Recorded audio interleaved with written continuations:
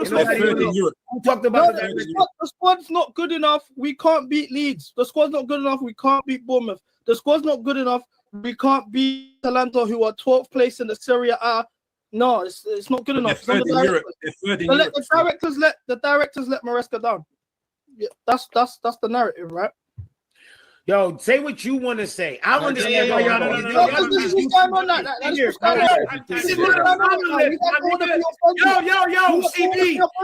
this idea that y'all motherfuckers be having that everybody in the fan base has to think the same. Just come and say what you feel. You're not being authentic, though. No, we saying how we feel. I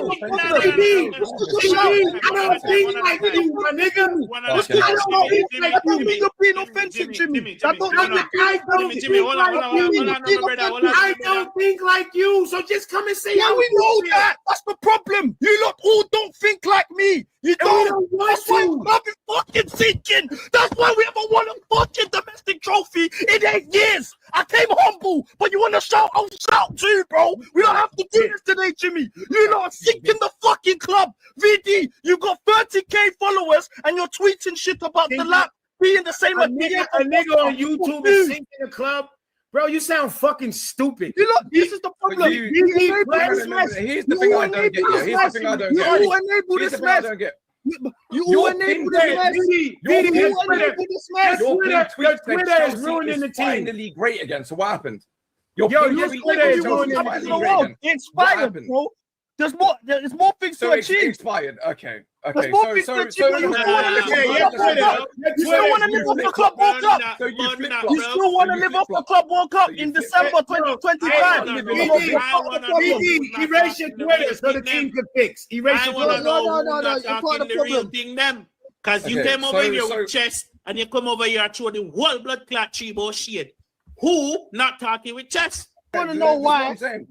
No one's talking about Maresca. No one's talking about Maresca. I don't know why. So what do you think? You bitch ass nigga. You talk about him. Is that what you want? Talk about him, nigga.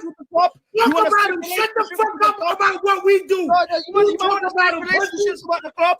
We have 7 bitch ass to talk about him. We were 1-1 with 15 minutes to go, and he stopped on a fucking defender. That's cost us the 3 games he's played. Talk about it. The last 3 games he's played. What are you talking about? Yeah, talk about it, you bitch. That's your gaffer. That's you, man. That been backing the guy. You, man, he's inexcusable. Every time he makes a mistake, every time we don't do things right, he's on the directions. He's on the squad. It's never on him. It's never on him.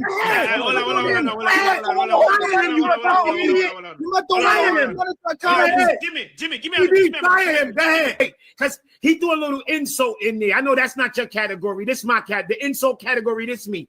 Who you call NPC? You the one sucking Chelsea dick. I see you underneath the club dick. You've been compromised, bitch. You've been compromised, bitch. Shut your ass. I'll compromise. There was a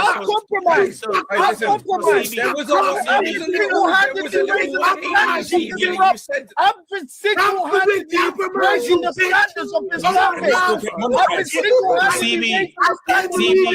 What a dream. What a dream. From China to South Africa. I saw you. America. I've been raising the standards.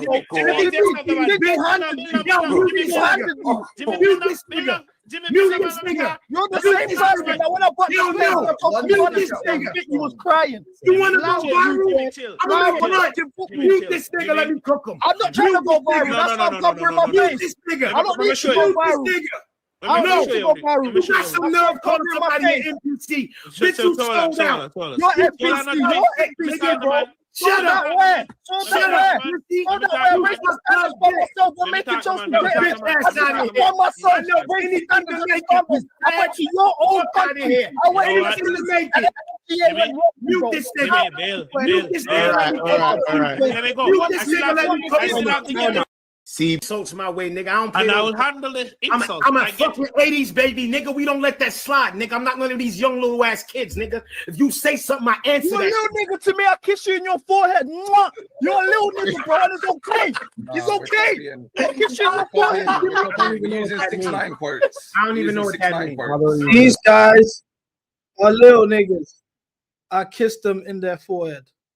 Guys, welcome to Make Chelsea Great Again. this is something that we don't usually do, you know. Midday streams, midweek streams, no match on today, no watch along, you know, emergency meeting. I've got the fan base together today. We're bringing in the Avengers. I've got backstage two of the most, in my opinion, these two they could be killing the YouTube space if they wanted to. They are the two most polarizing, two different sides of the spectrum right now backstage. I just spoke to Don on the phone. Don's on his way.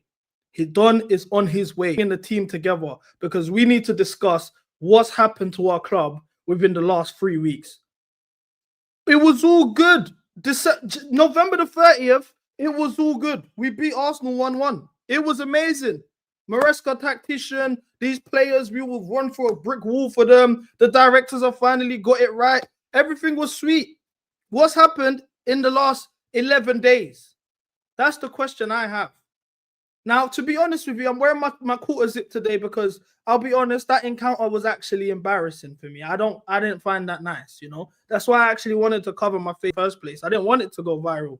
I had my face covered for a reason. I didn't post it on my TikTok or nothing because I feel like when we do the shouting back and forth and all of this type of stuff, we go away from the actual problem. And it's just at the end of the day, two niggas just shouting at each other, having a boondocks nigga moment. We're not going to do that. So what I'm going to do is I'm going to introduce somebody who the chat's been asking me for the last 2 months. We haven't seen him in a long time. We haven't seen him for a very, very long time. He's, for me, the GOAT. I call him Unk. You know, this is the man that the first time he came on the channel, he predicted the way our season would turn out, and it turned out exactly like that. So I think sometimes we might actually need this good luck. Maybe he's going to come and give us some wisdom that could actually bring the season back on track to where we need to go. So without further ado, I want to introduce the Unk, the man, the myth, the legend, Mr. Book It himself, Uncle Robert. How are you doing, Unk? Welcome back. What we're saying, that's a quality introduction, man. Thanks for the intro. Deserve. I've missed you. I won't lie, Unk. I've missed you. Appreciate the love, man. I miss chatting with you. I've seen you around, man. You know, love what you're doing, what you've been doing all summer long. It's been nice and happy to see you move and do what you do, man. So much love. Thanks for having me. And also got backstage the first lady of MCGA, voted by the people themselves at the MCGA Awards. The face of Maresca out. She's been pushing this for 1.5 years. People call her crazy. You know, people have been saying, why is my woman crush saying Maresca out? Just post your selfies. She says, no, I don't care. I'm going to crash it regardless. Even when we were winning, they were crashing her. So without further ado, welcome once again, the first lady of MCGA herself, your favorite footy nerd, Asma. How are you doing?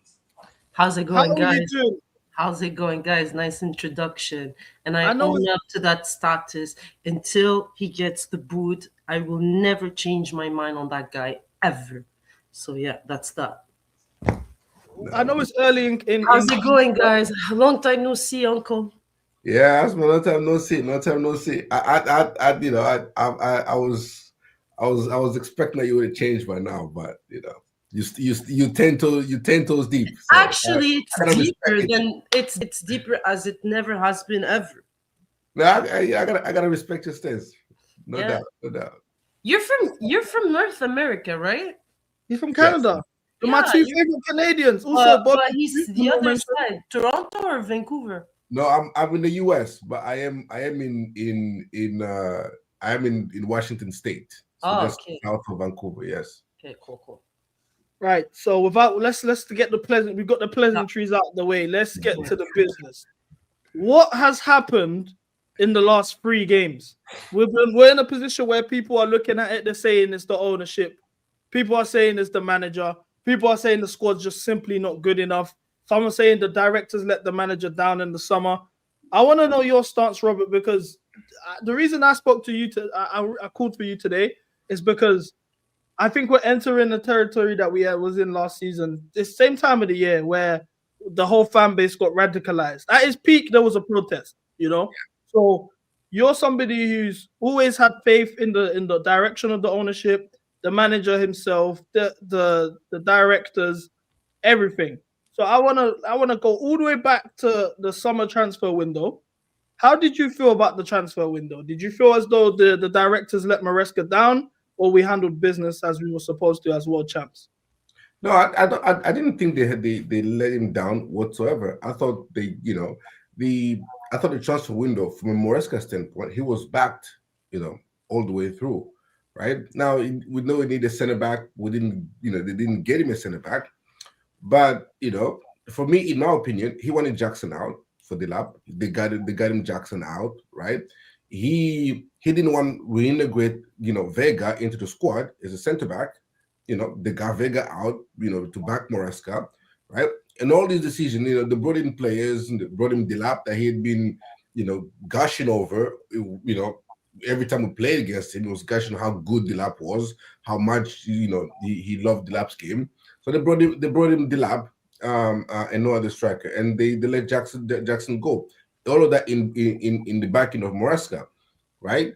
And so, for me, particularly, the transfer window, I rated it an 8.5 out of 10 because I thought the outgoings were 9 out of 10. The reason I didn't give him a 10 out of 10 is because they let Jackson go. I never wanted Jackson to leave in the first place. I never thought, we had any striker, at the end of the transfer window that was better than Jackson. I never thought Delap was a better acquisition. There was a better striker than Nicholas Jackson. And I never considered João Pedro a proper striker in a Maresca system, right? And so the incoming, I thought our squad improved, right? I gave the incoming I believe an 8 out of 10 at the time. And so you got Esteval for you upgrade from Noni to Esteval, massive upgrade. You go no left back cover, but we got Hato as a left back cover. We got Andre Santos and obviously Andre Santos and Isugo as midfield cover. You have Gittins and Garnacho, as much as people might not rate them, but in my opinion, they are an upgrade to Noni and Mudryk.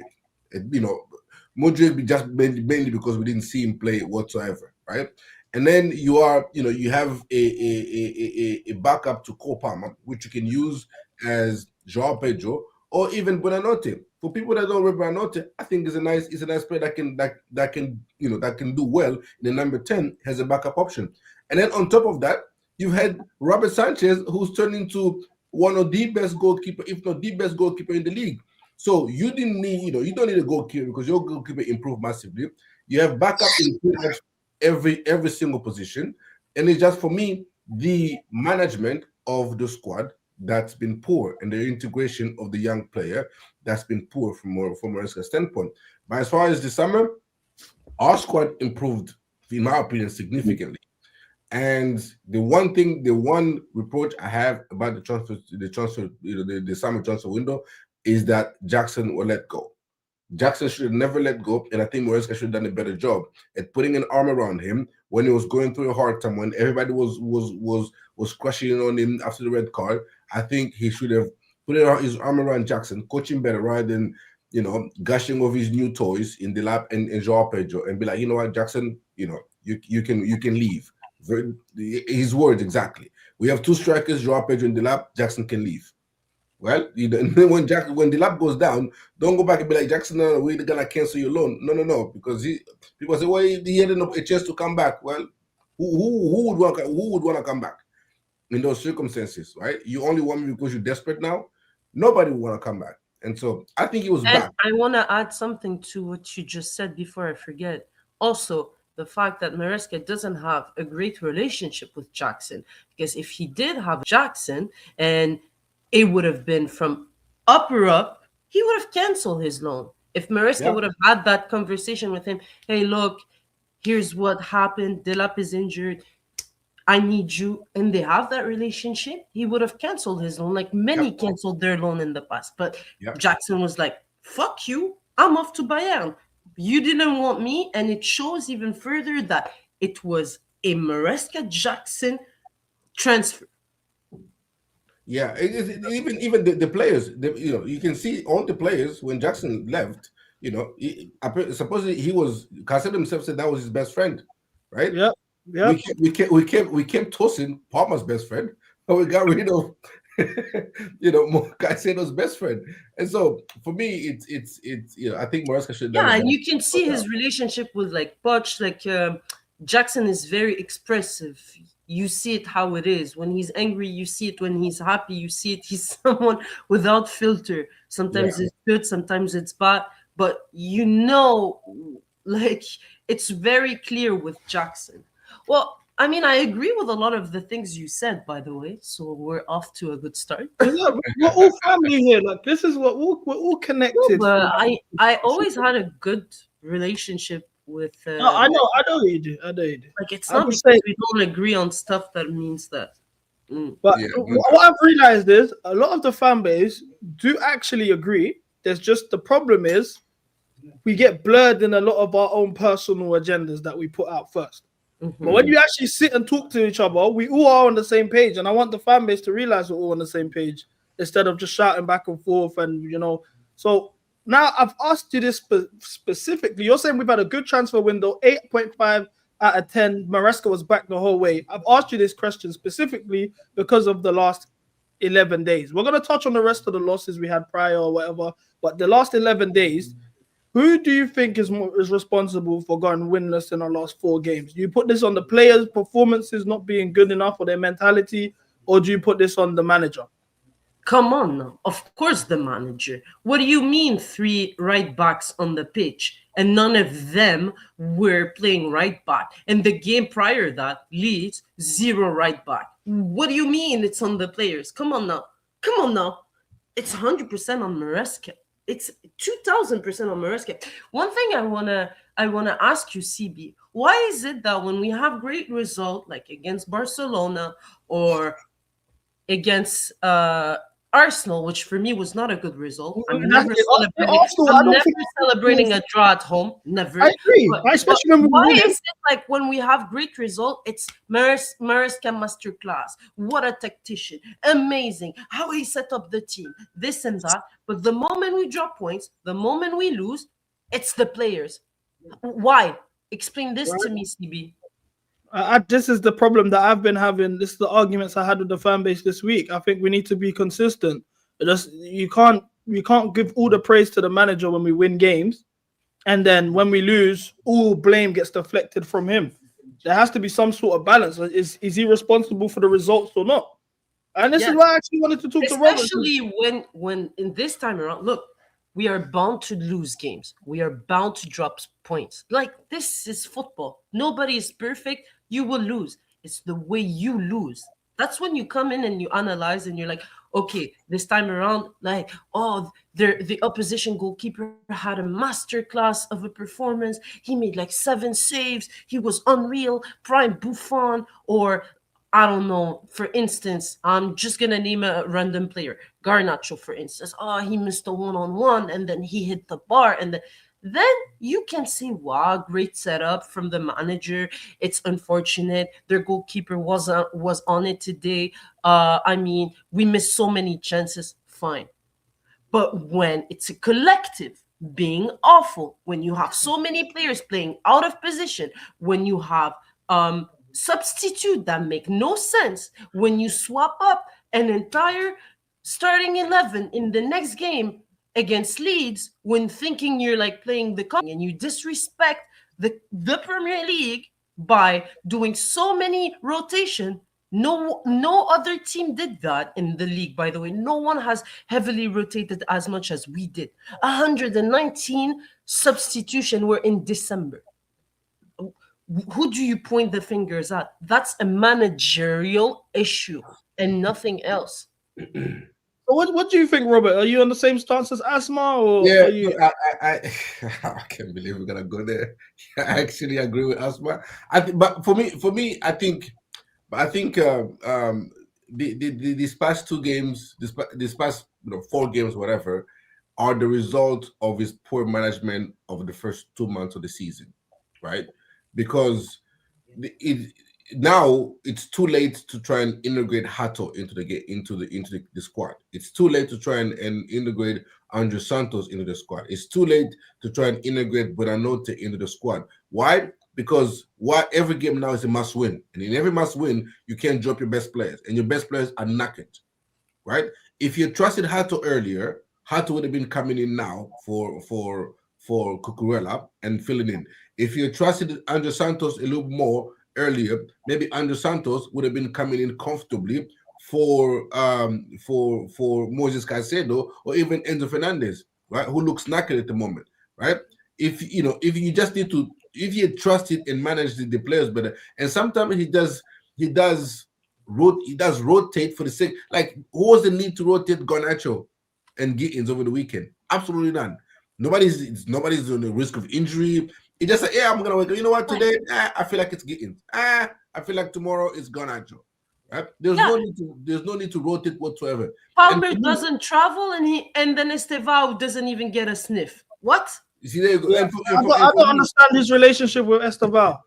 I don't like the way he's been managing him, especially after the Barcelona. And for me, I think the thing is he puts so much stock into the big games, but when you analyze properly, the game before the big game and the game after the big game, we are never good, right? Can I say something? When we played Bayern, the game before the Bayern was Brentford, right? Yep.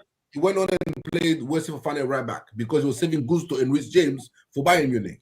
Well, we go and then lose to Bayern, right? And then Gusto and Rhys James, now they can play both together against Man United because now they have, one has to rest because one of them was overexerted, right? And then we go to Man United, we lose.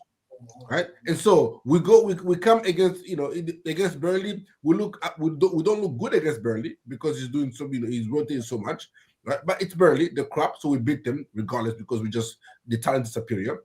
And then we go to Arsenal. Obviously, we draw 1-1. We get a red card, and then Leeds. He made so many changes that we end up losing the game anyways. Right, and so all of this is for me. He's trying. He overcommits to the big games instead of winning the game that's in front of him, and that's something that I think he needs to improve on. Let's take each game seriously. Win today's game. Worry about tomorrow's game tomorrow. Right? I fear that Maresca hasn't to look too much ahead of games and be like, well, we got Barcelona and like I've told people this. We played Barcelona on Tuesday. We had Arsenal on Sunday, right? Sunday. He made one change. I promise you, if it was not Arsenal and if we were playing Leeds that Sunday, he would have made 6 changes. Exactly. I agree 100%. I think. Go ahead. No, go for it. I was just going to say, I fear that Maresca hasn't learned from the mistakes he made last season. When you talk about the rotation, like you said, it's too late to integrate Hato. It's too late to integrate Bonanote or Andre Santos, even the way he's rotating their attackers.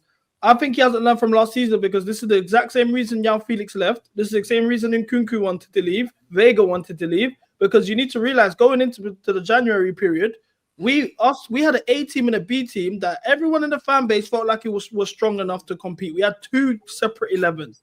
But the problem was he wasn't mixing it properly. That we have good depth. We do. He doesn't mix it properly though. The problem is he's got an established A team and he ignores the rest of the players until he needs to call on them. And they're rusty when they get called upon. And then when the performances don't match the intensity that's required because they haven't been playing so regularly, all the blame goes towards the player, not the manager for mismanaging them. As well as that, my issue with Maresca at the moment is I think we have gotten worse this season. I was trying to say this early in the week after the Atalanta game to Jimmy and Javon and VD. I think we've gotten worse this season. We wasn't up this time last year. Nico Jackson was on 8 Premier League goals. The Lap's on 0. This time last year, we had attacking options of Palmer, Nkunku, João Felix. Obviously, Mudryk has his issues outside of football. Noni Madueke, Sancho. Our attacking options was great. The only issue was we needed an extra striker to take the load off Jackson. Pause. Now we look at the attacking options. I think it's dropped down a level, or it's gone sideways. It hasn't improved. I look at the title race. We was there until maybe the 28th of December. We're out of the title race on the 3rd of December. I see, if you look at the points tally, I'll get up in a second. I don't see how we've improved starting this season compared to this time last year. And then now we're back in the December period again, and we're suffering the same mistakes that the manager put us in from last year, where now the squad is unbalanced because you're not rotating the squad properly. You're either over-rotating or you're not mixing everyone together. Yeah. So what I wanted to say is, you were talking earlier on about big team versus small team, okay? Well, it is irrelevant, the bigger games, because they are a minority in your league, okay? And the big games, regardless of the manager, the players will be up for it. It's like this, right? It's automatic, because they know that everybody's watching. They know it's the highlight of the weekend, so they have that extra motivation. What's important is the smaller teams, because 80% of your game is smaller teams. That's where you're going to get your points. And that's where you see if a manager is actually good or not. Not just the big games. Big games give you like this nice cover, but it's not. I'm sorry. The games that you need to see a manager, if he's good or not, it's the smaller teams where you face adversity. Again, also when you face adversity and getting red cards, I understand that it's a hiccup. I understand that it's a problem for your manager. But that's when a great manager shake his head, think, and find solutions. Maresca has never found solution for red cards. And again, I got so cooked to oblivion in the Arsenal game, because I said it was not good enough, because I felt like we could win that game. I was 100%. I had the impression in my heart that game, despite being the players were giving them all. Reece James was generational, made us not even see that we were playing with 10 men. He covered so well. He slotted in so well in that midfield. But his substitution were coward substitution. He killed the momentum, and we didn't go for the win. And we could have. You win that game, the psychology of your players is completely different. After that game, that's where our poor results started. Again and again and again. Also, I would like to say something else. I have not forgotten about Warsaw, Servette, Lincoln City. I have not forgotten about that. I have not forgotten about that. I was taking notes. It was back in the back of my mind here, you know. So those games, I've seen them last season over and over and over again. Okay? He made top 4. Did he make top 4 on the last day of the season? And Mr. What's his name? Wood missing chances after chances, an open goal. Did not Nottingham Forest also bottle it? Why does he have all the credit in the world? I was not impressed by last season by Maresca. And now this season you should be seeing improvement, because I mean he's had his transfer window, he's had his preseason, his Club World Cup, he knows his player, he like you said, Mr. Paul, he removed the players he didn't want, kept the one he wanted, brought in Delap, who by the way said, oh, this guy is gonna be in the next England striker, which he wanted, right? So I mean, I'm sorry, but what the hell? How do you not want me to not be against this manager? Where's the improvement? When I see at the state of the league, I look at a team like Aston Villa, who barely bought any player because of FFP reasons. They were relegation bond. Emery comes in, and they're ahead of us. You're meant to tell me that they have a better squad than us? This is my problem. Tell me that Crystal Palace have a better squad than us? Asma, you hit the nail on the head, because this is what you look at. I'm gonna get the league table up, yeah. I look at Aston Villa. Because the argument now, the deflection is the squad's not good, and that is disgusting. I think this squad, as presently constructed, should be good, are in well positioned to compete for the league. As of right now, Aston Villa fans are running around saying they're in the title race. They're 3 points away from Arsenal. They just beat Arsenal, and they had like 5 games where they couldn't score at the beginning of the season. So look at the league table right now. Yeah, Do Aston Villa have a better squad than us? No. No. Do Crystal Palace have a better squad than us? No. No. Man United are level on points as us. They want their manager sacked. We are level on points right now with Amarin. Do Man United have a better squad than us? No. Well, 1 point behind. Well, 1 point ahead of Everton, who we faced this weekend. Do they have a better squad than us? Nope. Brighton, Sunderland, 2 points away. The worst Liverpool side statistically since 1951 is 2 points behind us in the league right now. But they also want the manager sacked. Their manager won the league title.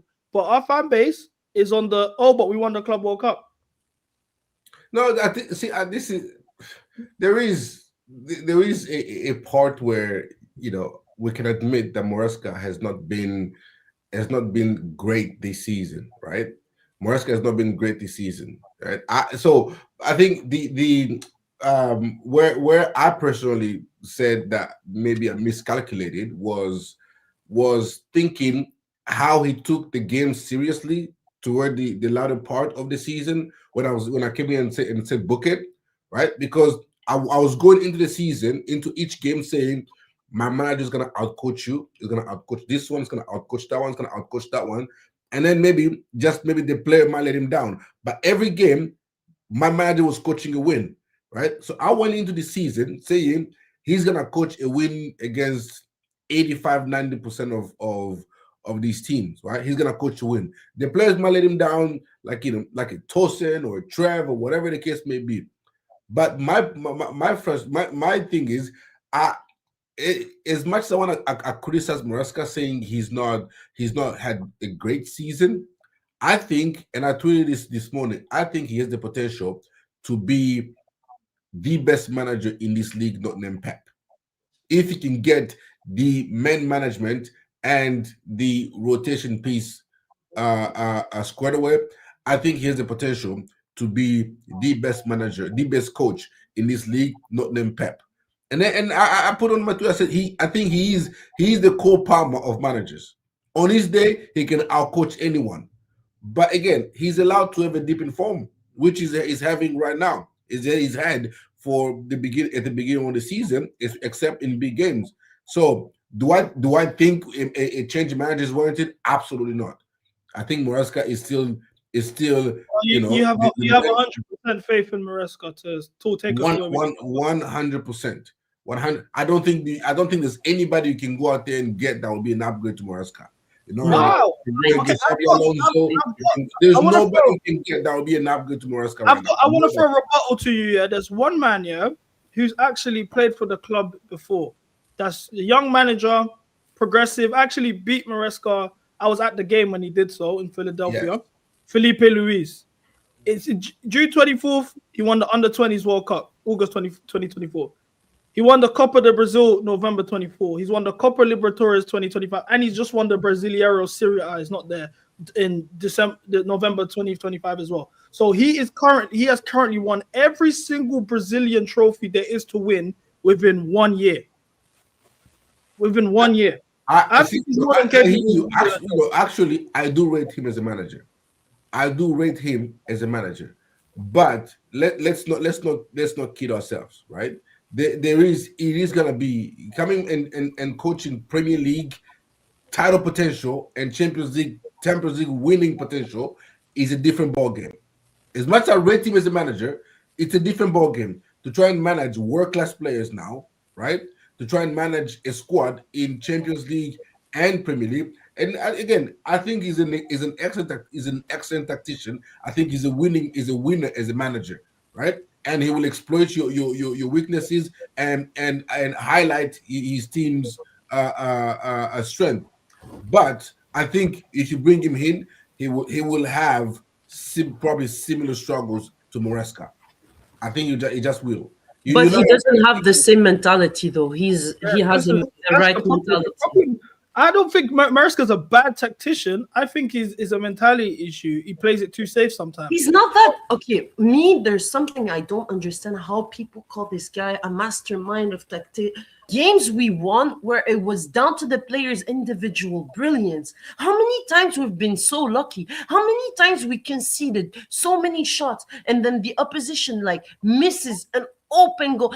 Leeds game, the Bournemouth game, the Wolves game that we won 3-0. If people care to actually call it terrible, where does this great tactician thing comes from? Because I agree with you. I think he reached his limits, and he will never be the guy that take us further more than this. And I'm very much scared of this season, unless other team, because this season is so weird. Everybody is like mid/average/ not good enough. I mean, we see City, they ship goals here and there, and they haven't been like their consistent self. We see even Arsenal dropping points to the likes of Sunderland and Aston Villa. And then we're not even going to talk about Liverpool this season. They're a shadow of themselves from last season. Okay. But wait. I am afraid for our Champions League qualification this season. I'm genuinely afraid.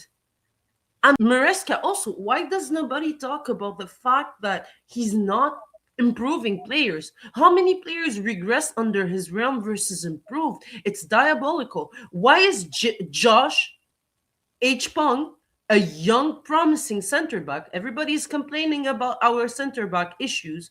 Why is he always dropping 8 out of 10s? And I've seen him twice in the span of 2 months. How is that okay? Isn't he supposed to be someone that promotes academy players and improve them? Why haven't I seen this guy? Okay, let me ask you a question. What did you predict Chelsea would do this season to begin this before the ball was kicked this season? Win the league. What did you predict Chelsea would do? I said Chelsea should be in a title race. No, I'm not asking what you think Chelsea should do. What did you think Chelsea will do? With Maresca? Yes. Between 4th and 7th. And in the cups?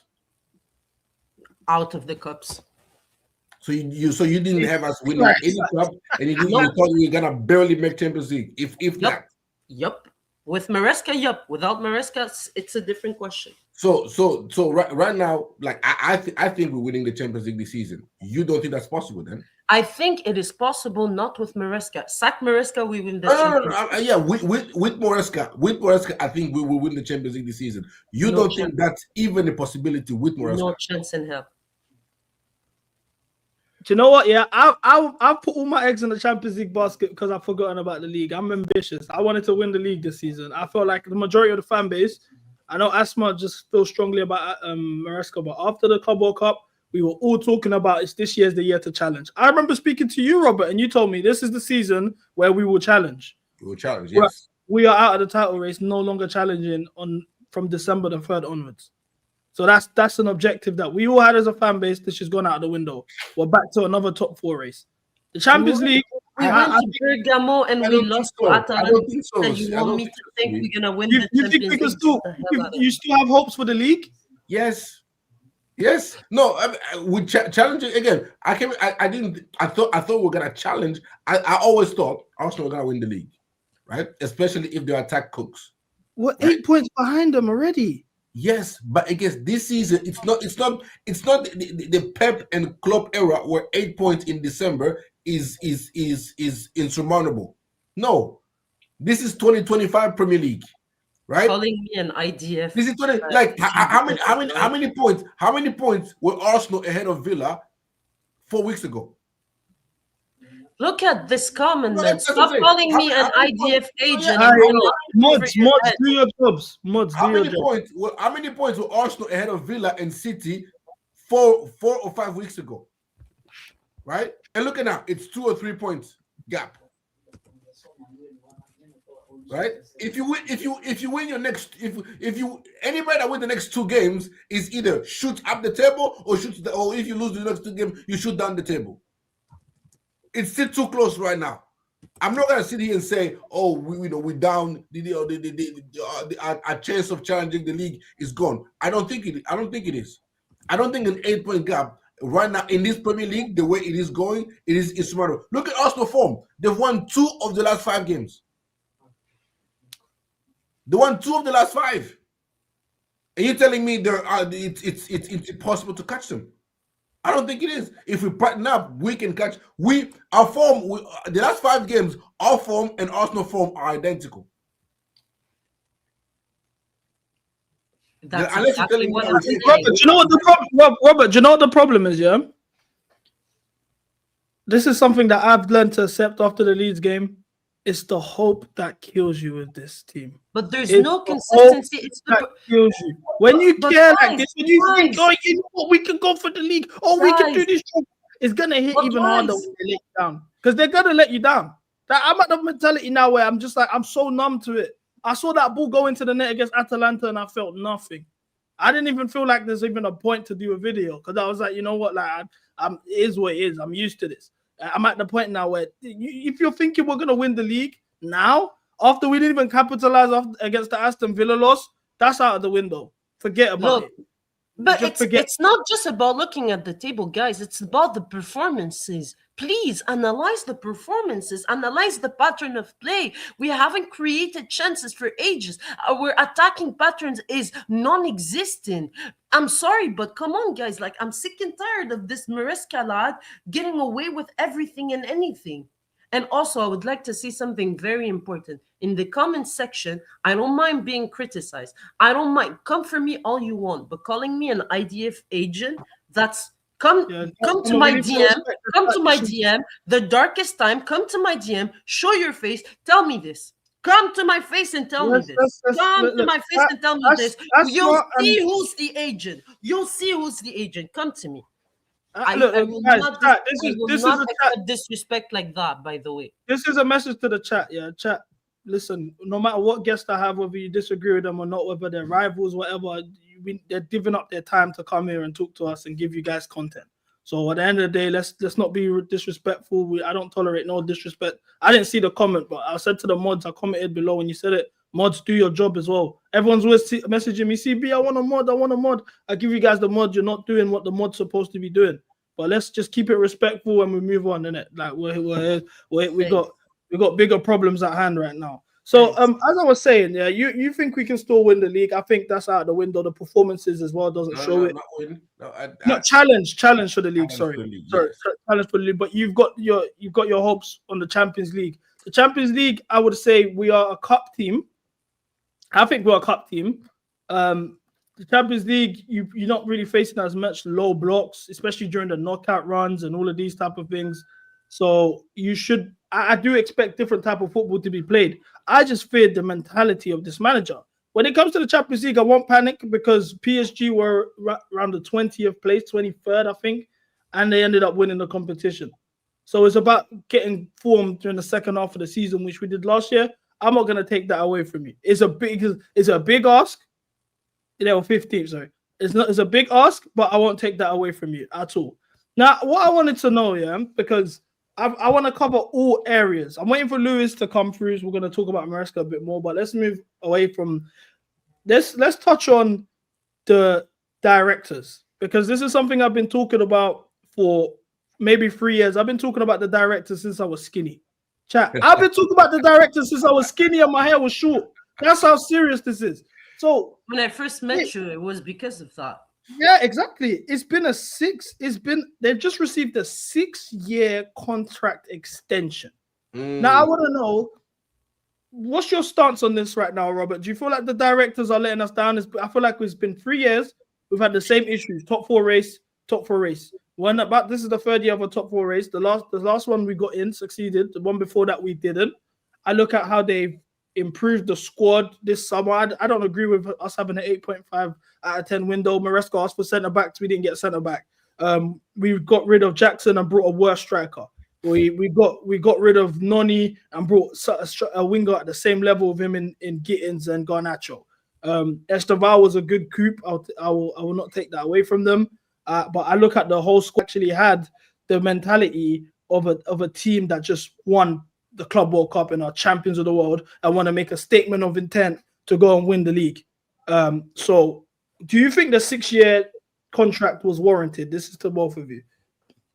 Look, I'll go first. For me, the directors are a reflection of the ownership. In the ownership eyes, they're doing a fantastic job. They brought them to do a job, and they're doing it in their eyes, not in the eyes of a fan. In their eyes, they brought in sustainability. They were able to buy players and sell them more expensive. They reduced the wage bill. They reduced the age. That's what they were here for, and they did it. So from the ownership's perspective, I was not surprised when I saw the 6-year deal. Now, if you're talking me as a fan, obviously I'm not happy with the amount of money we spent, and what we got is diabolical. Of course, I'm not going to sit here and criticize every single signings, because that's not true. Cucurella, Caicedo, Enzo, I know you're not a fan of Enzo, I am. Palmer, that's a good core. That's great players. That's perhaps one of the best in their position. Maybe we can debate about Enzo, that's fine, I'll give you that. But Caicedo, everybody agrees that he's the best GM in the world. Palmer, on form, not injured, everybody agrees that he's probably the face of the Premier League, right? So these are players they brought in. Cucurella, on his day, the best at his position. So I'm sorry, but that's a good core here, there, then. But after, it's everyone else that I feel like we spent a lot of money on average, below par, not good enough. We should have brought in more experience. We should have brought in less players to develop, because when you develop, it's too much. You can develop some young players, but when it's a whole bunch you need to develop at the same time, you lose track. But yeah, it's weird to me, because with the directors, obviously I want them to do better, but then they're doing what they are asked for. You see what I'm saying? Do you understand what I mean? In regards to like the wage bill and the under 25 model, that's something I've been saying for a long time too. In the eyes of the owners, they're doing exactly what they're asked for. Do you see what I'm saying? Yeah. So what's your stance on this, Robert?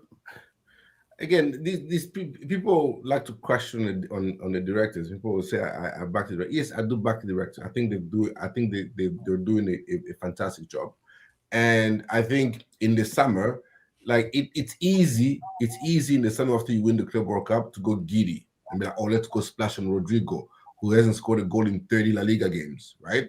Let's go splash on this big name Barcola, who hasn't scored a goal in 15 games or so."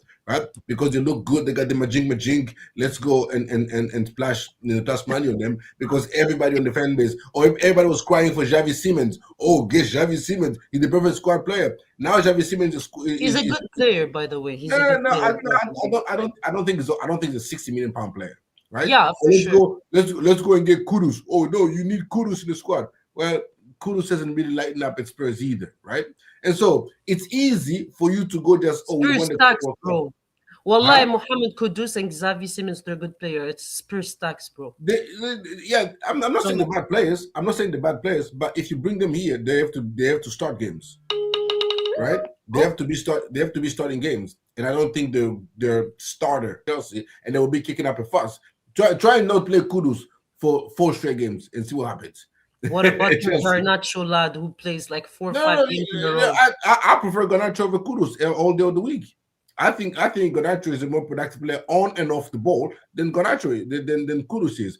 Kudus is a better dribbler. Kudus is stronger. Kudus looks better on the eye. But I think the more effective winger in my eyes is Garnacho 100%, right? And so people want to question on the director. I think the director have done everything right?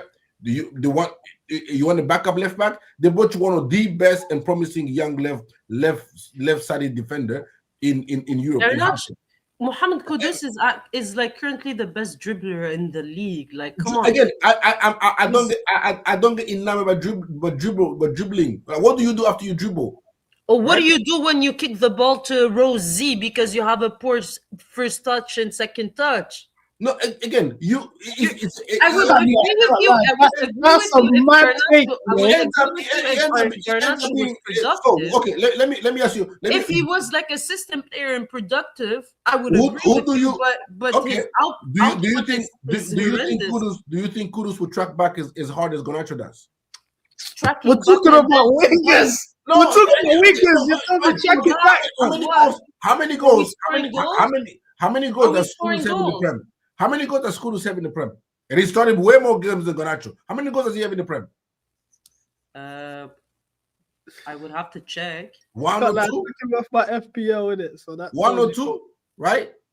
And that's what you want me to say. Oh, he's clear of Garnacho. No, that's not what I said. But I said as a football player, Mohamed Kudus is a better football player. Again, you can get enamored. Okay, on the eye, is Rodrigo a better player than Garnacho? Yes or no? Rodrigo is a better player than Garnacho. Is Rodrigo more effective than Garnacho? Yes. Hold on. Would you rather have Garnacho than Rodrigo? 100%.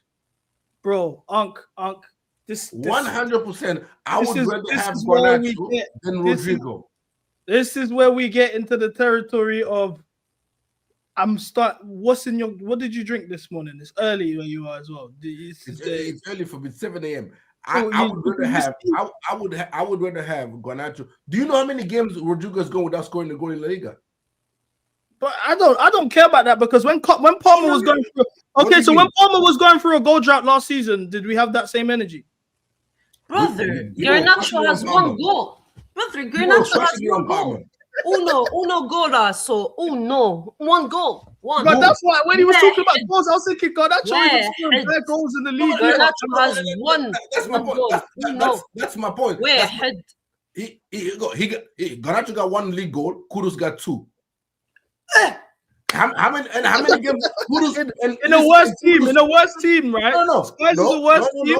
And Spurs got a worse manager, right? In the team where he is the primary attacking outlet and he plays every single time. Let Garnacho play every single game. I promise you have more than 1 goal. How many assists does he have? How many assists does Kudus have?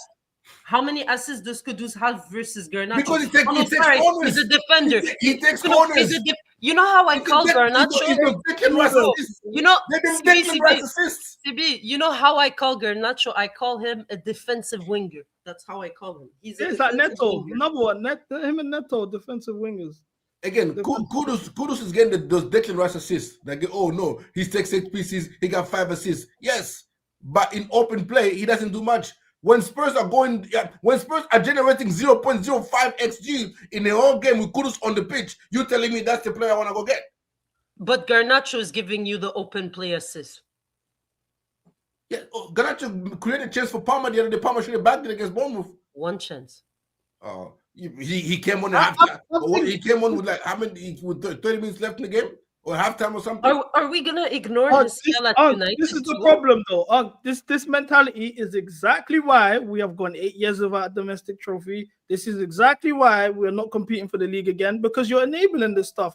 No, you're saying Garnacho is better than Rodrigo. You'd rather have Garnacho than Rodrigo. In this team, you know why?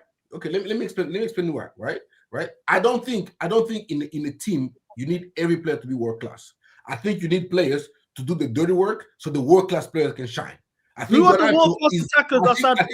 Garnacho is needed for his dirty work so that Cole Palmer and Esteban and the Enzo Fernandez can shine. Right? Just like in you watch the World Cup in 2020. You're describing Mohamed. You're describing Mohamed. Put Mohamed Kudus in our team, and he's way more effective. By the way, no, he's not. He absolutely isn't. He isn't. You know what? It's pointless to talk about individuals at this point in time in the crisis we're on. Look, you rate Garnacho. I don't. End of the story. Next conversation. It's pointless. Okay, so that's crazy. But I don't. Let's you said this. So much just got said about the directors that I don't want to gloss over. Yeah. I'm comparing what Luis Campos has done for PSG in the 3 years he was at the club and what Win Stanley and Lawrence Stewart achieved in 3 years at the club. He inherited a PSG team who had a lot of stars who weren't working for the team. There wasn't balance. It was just a lot of names. He got rid of the names. He still kept the quality of the squad at a point where they could compete. And then he won them a Champions League, and his signing ended up becoming a Ballon d'Or winner. That are aligned with the manager he chose. Because he's also bringing young players in, João Neves, Nuno Mendes, Hakimi was already there. You see what he's doing with Bradley Barcola, Desiree Doué. He's also attracting players that we wanted in Desiree Doué, but his project was more exciting to them than it was. It's Paris and it's French, so I prefer that. So we have French players that it can be done. So now I want to ask you, what do you feel like when you see Luis Campos and his project, and you see Win Stanley and Lawrence Stewart? What makes you feel like no, actually, let me not even. That's the leading question. We're working on our interviewing skills today, chat. So, what do you see from Luis Campos's PSG and Chelsea, Win Stanley and Lawrence Stewart's Chelsea and Joe Shields, that inspires you? Do you feel like we're on par with them? Do you feel like we are above them, or do you feel like we still have a mountain to climb to get to the level of PSG? And please, I just want to preface, please don't just focus on the one time we played them. Let's look at the 3 years that they've both been at their clubs.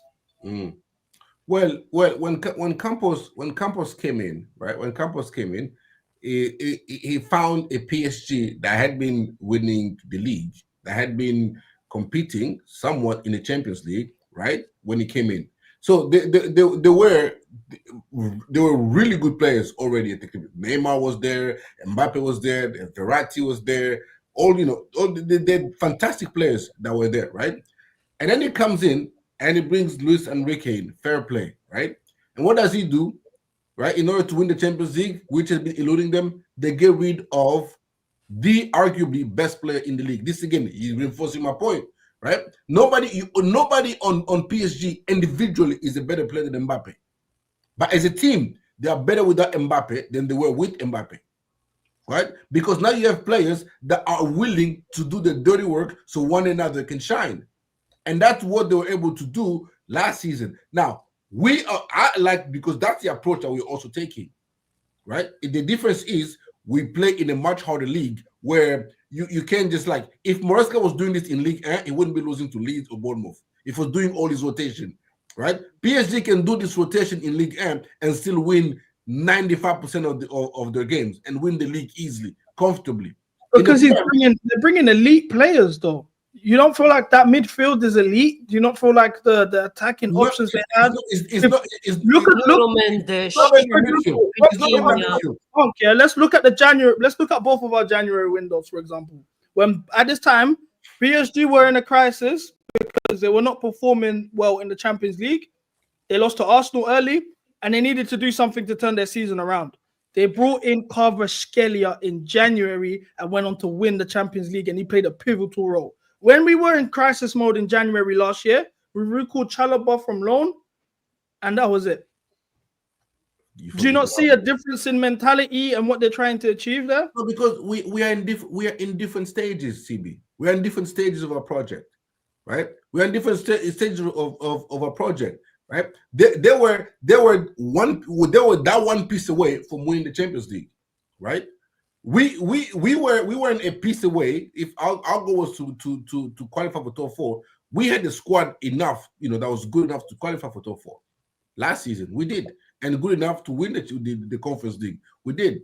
We went for the Club World Cup. We brought in João Pedro, which is the equivalent of them bringing in Kvaratskhelia.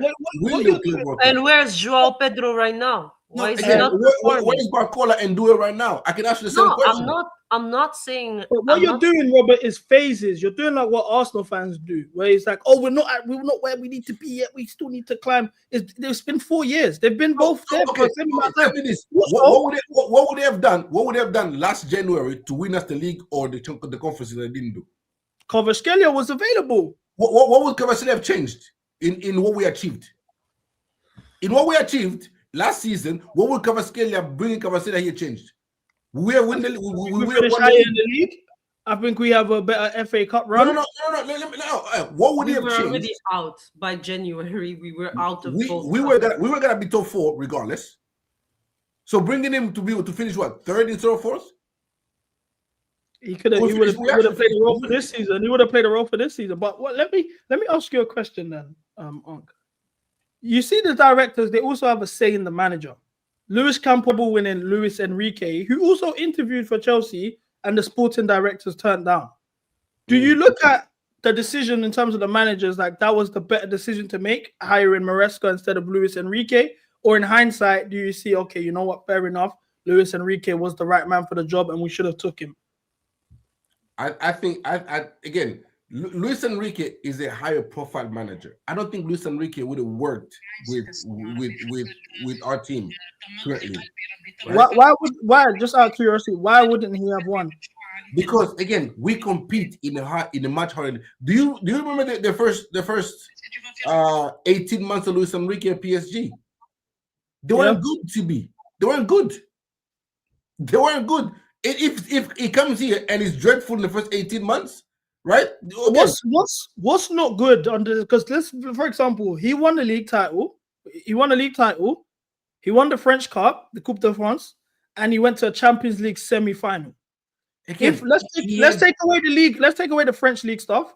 Yes. If Maresca took us to a Champions League semi-final, majority of this fan base will say that's a good season. With Mbappe, with all those world-class players, with Mbappe and Neymar.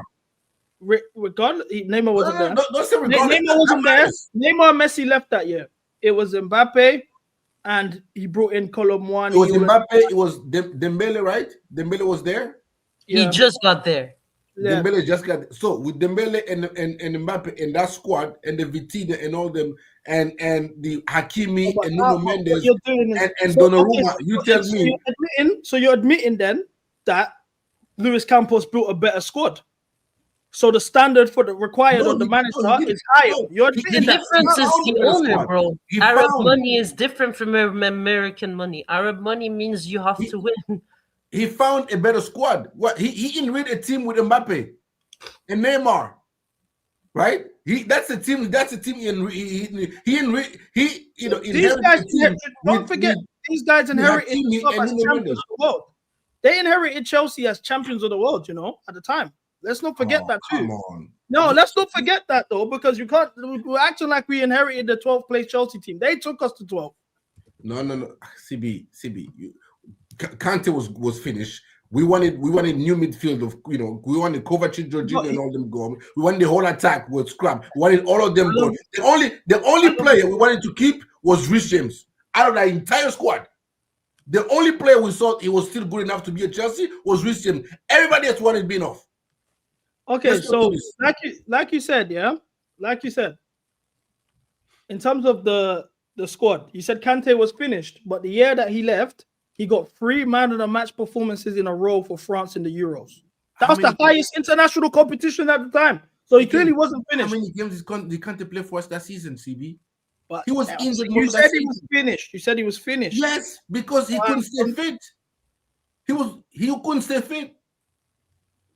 But he never got That's one. That's why he made it to the World Cup squad after, even though playing in Saudi Arabia. Come on, man. Okay, what did he play with?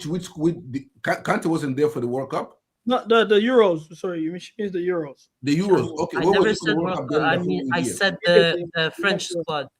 Okay, yeah. Okay. What was he for that following year in the World Cup? Was he not injured again? No, the World Cup is coming now. He's gonna be in the World Cup in Qatar. No. Again, that's my point. Kante was finished. What Kovacic and Jorginho, we wanted them gone. Right? No, I didn't. The Havertz, Timo, Ziyech, Pulisic attack. We wanted a new one. No, you want it. Don't speak for yourself, s'il vous plaît, mon ami. You wanted to keep Timo Werner. No, Timo, no, but I wanted to keep Jorginho and Kova. Absolutely, yes. No. Do you feel like the team would be different, if we kept in some of the elder statesmen in the team the same way? Look at the way Luis Campos kept Marquinhos. He kept some of the older players. You need winners in your squad, and you need guys that have the predicament to absorb the pressure of young players, of course. Even if they don't even play that much, you need that in your dressing room. You need people that know what it takes to win. Of course, you do. Okay, that's fine. Who did we bring in the first summer? Who did we bring in for Tuchel? Why is it my job? No. Who did we bring in for Tuchel that summer? Why is it my job? No. You said we need a winner. Koulibaly, a winner. Raheem Sterling, a winner. No. Whoa. Don't throw in names like that just because. First of all, Koulibaly never had a fair chance. Okay, he came into one of the worst rebuild bomb squad. Players were like 40, like. They were 40. Some people were sitting on the floor. I don't know what Ziyech said and stuff like that. He never had a fair chance. He came into a very tough league without having the adaptation. I've seen Rudiger drop the same performances that Koulibaly did. Why do you cut me off? Do I ever cut you off, bro? Go on, my apologies. Come on. Let's be fair here.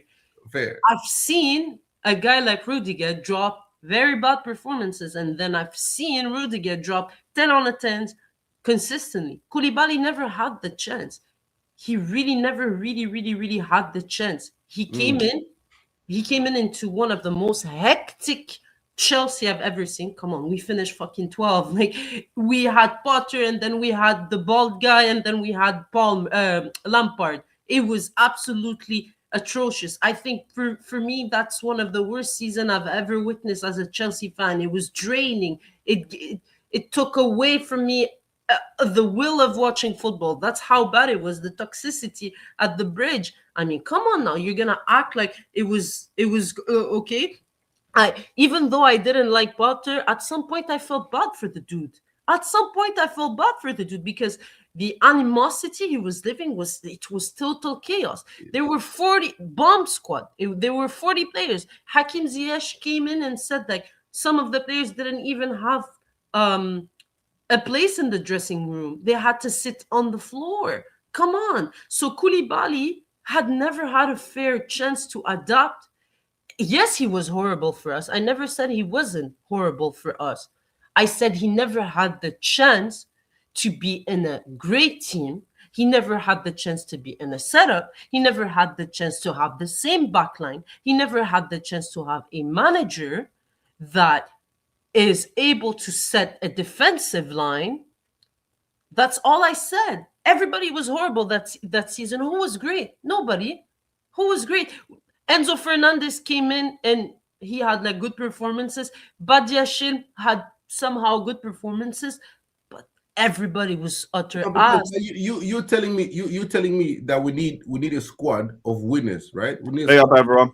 That's not what I said. Come, stop switching my words. I said you need to keep winners amongst your young players. That's what I said. What we're debating right now is a bunch of Galacticos. I said you still need to keep players that are able to absorb the pressure. Players, I even said, go back after in the stream, rewind, and I said even if they don't even play that much, you need them in your dressing room. What's so diabolical about that? No, we agree. But I think you have those players. You have a Euro winner in our squad. You have a Champions League winner in our squad. You have a World Cup winner and a Copa America winner in your squad. You have winners in the squad right now. You do. Okay. So just because we've been on this topic for a while, yeah, I think what you guys are just debating right now. Sorry, I need to step out for a second. Okay, no worries. This is a perfect segue anyway. All I was thinking is that what you're debating is literally just points to prove why Luis Enrique has been doing a better job than Quinn Stanley and Lawrence Stewart. I don't think he's even close. But I'm not going to take that away from them. It is what it is. Welcome, Luis. So, Luis, Big up. Sorry for the lateness. I overslept like a motherfucker. No worries, man. We're looking at, we've been talking about, you know, Maresca, the directors now, but I'll save the Maresca talk to when you came. And as you came through, Asma has to cut for a bit, but it's okay. How do you feel about the last 8 days? You know, our title race ended on December. Mate. Robert thinks we can still challenge for the league, by the way. Oh, God bless you, man. Even I've had to throw that one out. I've tried. I've really tried to believe we could maintain this, but we've made a lot of mistakes in the first half of the season. If we pull back in the second half of the season, it's only because the league's even worse than I'm giving it credit for. But I feel like I'm just lying to myself if I think we can. They've been real bleak because we haven't won any games that we're expected to. And for someone who's a very big Maresca defender like myself, I found him accountable for something in every one of those 3 games. So it's been pretty shit, to be honest. Can we go game by game? Oh, okay. So the Leeds game, Tosin starting. Obviously, we have to change the way that we play solely to accommodate him. And you're not a Thiago Silva level player that we have to do that for. And then he also stayed throughout the 90 minutes. I genuinely think... Yeah, but that comes into account with it. I think if we play at Chimpong and he accommodates that right-hand side and you play Chalobah in the middle, I won't necessarily say we have the best game, but I think the result could be different. Now we go to the Bournemouth game. I think the game management and the lack of urgency was poor. The substitutions took ages to get dropped, and by the time we dropped those substitutions, what was it? It wasn't enough time for the likes of Esteval to even try and impact the game. Then we go to the game on Wednesday, and then you don't even see Esteval. I don't know what the hell he was trying to do in that second half. It made no sense to me. So the substitutions, I thought, definitely played a part in why we not just lost pressure, but we never really got back into that Atalanta game. And yeah, that's Maresca playing a part in all of the last 3 games, personally. Okay, so before I know the panel's gonna have things to say. I saw this yesterday. I sent it to you in the group chat, but I don't think you saw it at the time. The Twitter group chat, Lewis. Which one? I saw Asma and Lewis had a little run-in on the TL broad day. So this was, she dunked on him. I can't lie, I had to like the tweet. She dunked on him still. So obviously Lewis says, yeah, Maresca, I'm not defending you today. Cowardly second half. Where was Santos and Esteval? She posted this, which, if I'm not mistaken, was the week prior. This was the it was probably the Barca game, I think. Look at Toby in the back chat. Toby in the back. Huh? Wait, what? Hold on. Wrong. Oh, okay. Am I wrong? Yeah, look, we can see Toby in the back. What the fuck more do you want? What more do you want at this point? Man can say that I've been backing Maresca blindly. Am I wrong? Am I wrong? Keep the same energy at the right horse. Maresca has got this team cooking. Even when we all were criticizing this window and saying that we didn't back the manager to the way that we wanted. Look where we are now. He gets the best out of what he has. Back what we're doing. I get it, a year or 2 ago, we were all clear how we were all against the sporting directors, we were all against the manager at the time. It's not the same Chelsea now. It's a Chelsea that has matured, it's a Chelsea that's a lot stronger mentally, and it's a Chelsea with the trophies to match for it. Look at the fucking scarf that we got, bruv. Every available trophy there is to win, and we completed the set with Enzo Maresca in charge. Back what we're doing. Even if the window wasn't good, we're 1 window away from being even better. Oh no, what a problem. We've had worse problems over the last few years. Oh, brother, we jumped the gun. Oh, dear. Okay, so... I agree with everything you just said in that video. We really dropped 3 games like that after that video. You said... Robert, you said that you felt like Maresca was back throughout the transfer window. We had an 8.5 out of 10. Yes. I do. Oh, but him. Oh, okay. Yeah. So I was gonna say, I said 4 out of 10. I think that was generous. Lewis is on the completely other side of the spectrum. He feels like the directors let Maresca down. But that piece, the fact that you think we're the poor window, I agree with everything. The back Maresca thing. The what? So So the you're backing of Maresca. The backing. when you look at the last 4 games, what? Actually, let me ask you this. Yeah, based on the results afterwards, has anything changed in your statement that you made, or you still feel the same? It's just a bad patch. There was a lot that was said in that, but honestly, like, just Maresca's more accountable for this season than I think I've given credit for. I'd say that because the last 3 games, like, he's played a part or the main part in us not getting 3 points. And then you account that with the way that we've handled some of the games down to 10 men. You look at the Brighton, you look at the United game, like, annoyed with the way he handled the Bayern Munich game. Because I think if we had brought on substitutions before we went 3-1 down, we might have left the Allianz Arena with something. So the it's like game 2, where we were winning, and he subs in Josh and puts in Dawson, and we lose that game. Yep, that's another one. So look, Maresca, like, the first problem this season, it will always be the transfer windows, always. But Maresca might have to get pushed into that spotlight a little bit more. He might have to, if I'm being completely honest with myself. Otherwise, I'd just be lying, and I'm not going to do that. Yeah. I just want to say something, for the people. Me and Lewis, we've known each other since 2018, since the Sarri days. Like, we go back and forth. Sometimes we agree. Sometimes we're on the same wavelength. Sometimes we're on opposite sides. But we cook each other. He cooked me. I cooked him. Like, it's the way it is. Like, chill, guys. People think that there's animosity between us. No. Never. We've known each other for years now. It's the game of Twitter, bro. But for me, again, I said it at the beginning of the stream, it's the performances.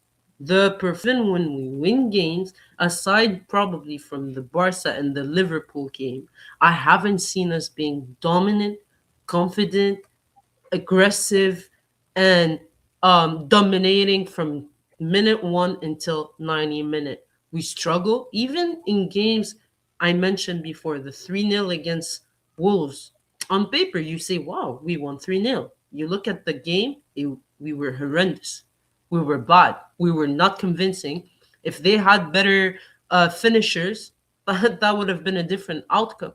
And sustainability, I always have a hard time with that word. No, you said it right the first time.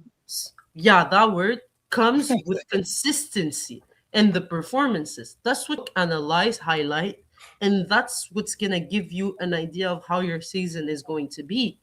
The performances have not been great, and not just this season, last season as well, but people keep forgetting because we won the Club World Cup and the Conference League B-Tech trophies in my books.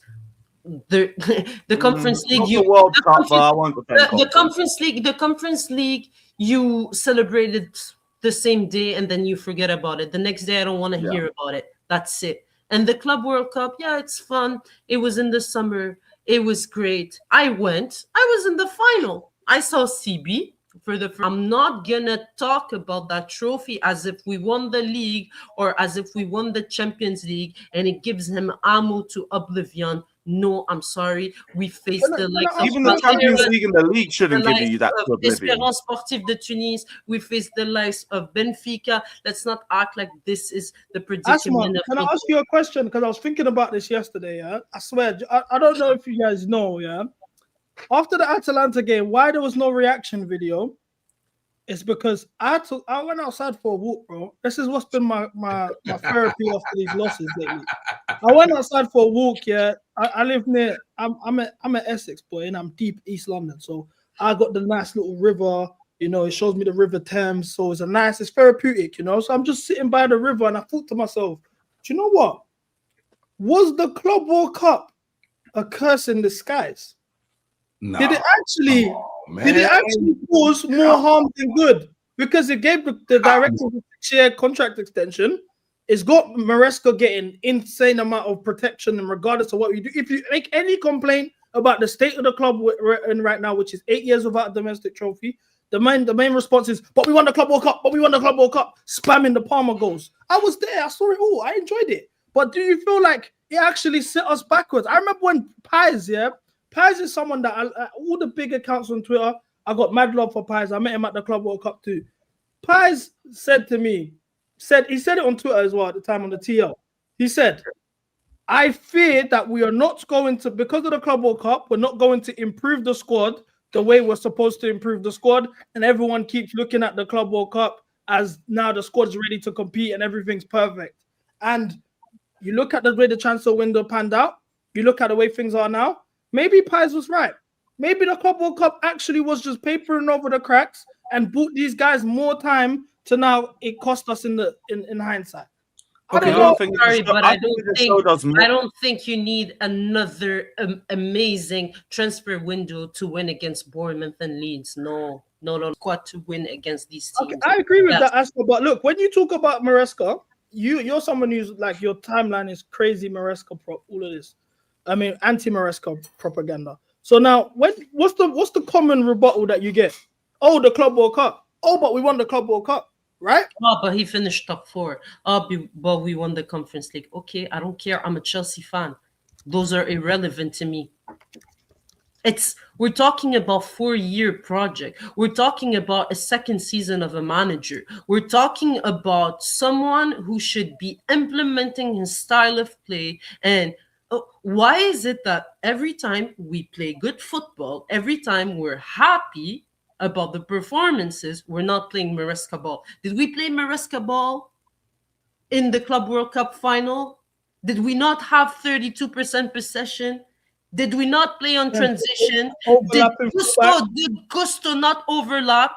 Yeah. Did the goal not come from the right-hand side? I was there. I was sitting Palmer right wing. Palmer. Did Palmer not cook on that side? But now he's playing where CM. And Gusto is playing where as a 10.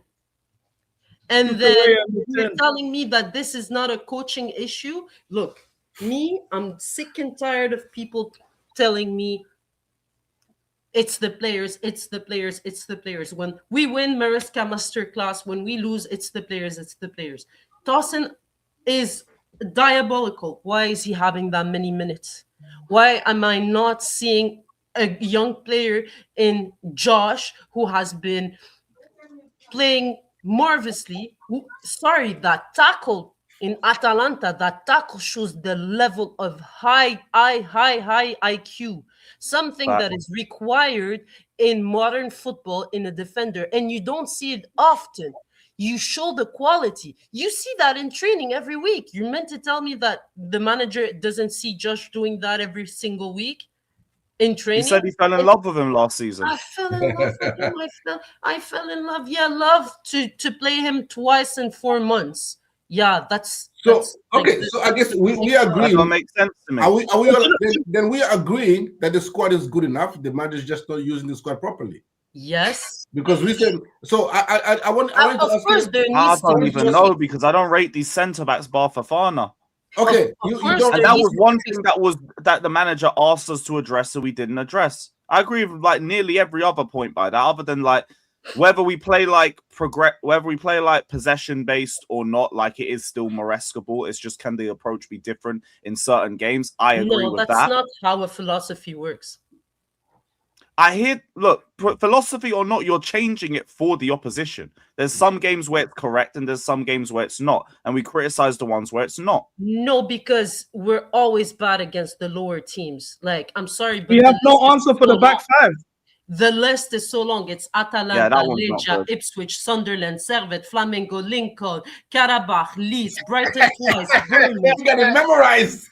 Of course. Of course. No, like, but I want. Isn't that enough? No, sorry. What I give you is not a simple size. What I give you is not a simple size. What I give you is a long list. And I Manchester United. I kept forgetting other teams, by the way. I'm sorry, but no, the philosophy is non-existent. What's the pattern of play? Do you see us consistently scoring the same type of goals? Do you see attacking? No, if anything, we've gone a lot more set piece orientated. Which Robert, can I hear your question? I wanted to ask. Now, I think people are questioning the transfer.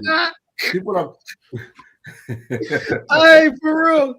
I said it in my Instagram story. No, I wanted to ask this. So everybody, people are questioning on the transfer window. Can we? Is it just me who thinks that the squad improved this summer? Or do people think we didn't improve this summer at all? I don't think we. I think we made a lot. I'm not gonna sit here and lie. I was happy with the Joao Pedro signing. Yeah, I was happy with Joao Pedro. Yeah, Joao Pedro's fine.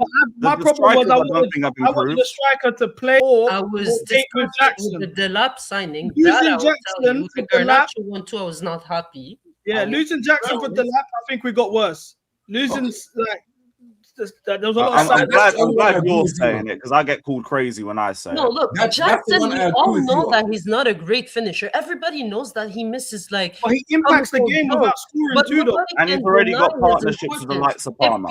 If people want to deny the importance of Jackson, how he link up play, how he guards defender, how he creates space, how he has a good relationship with Palmer. If you guys want to deny that, then you don't know football. Then you're lying to yourself. Okay, let me go through it, right? Esteval Fornoni, upgrade, right?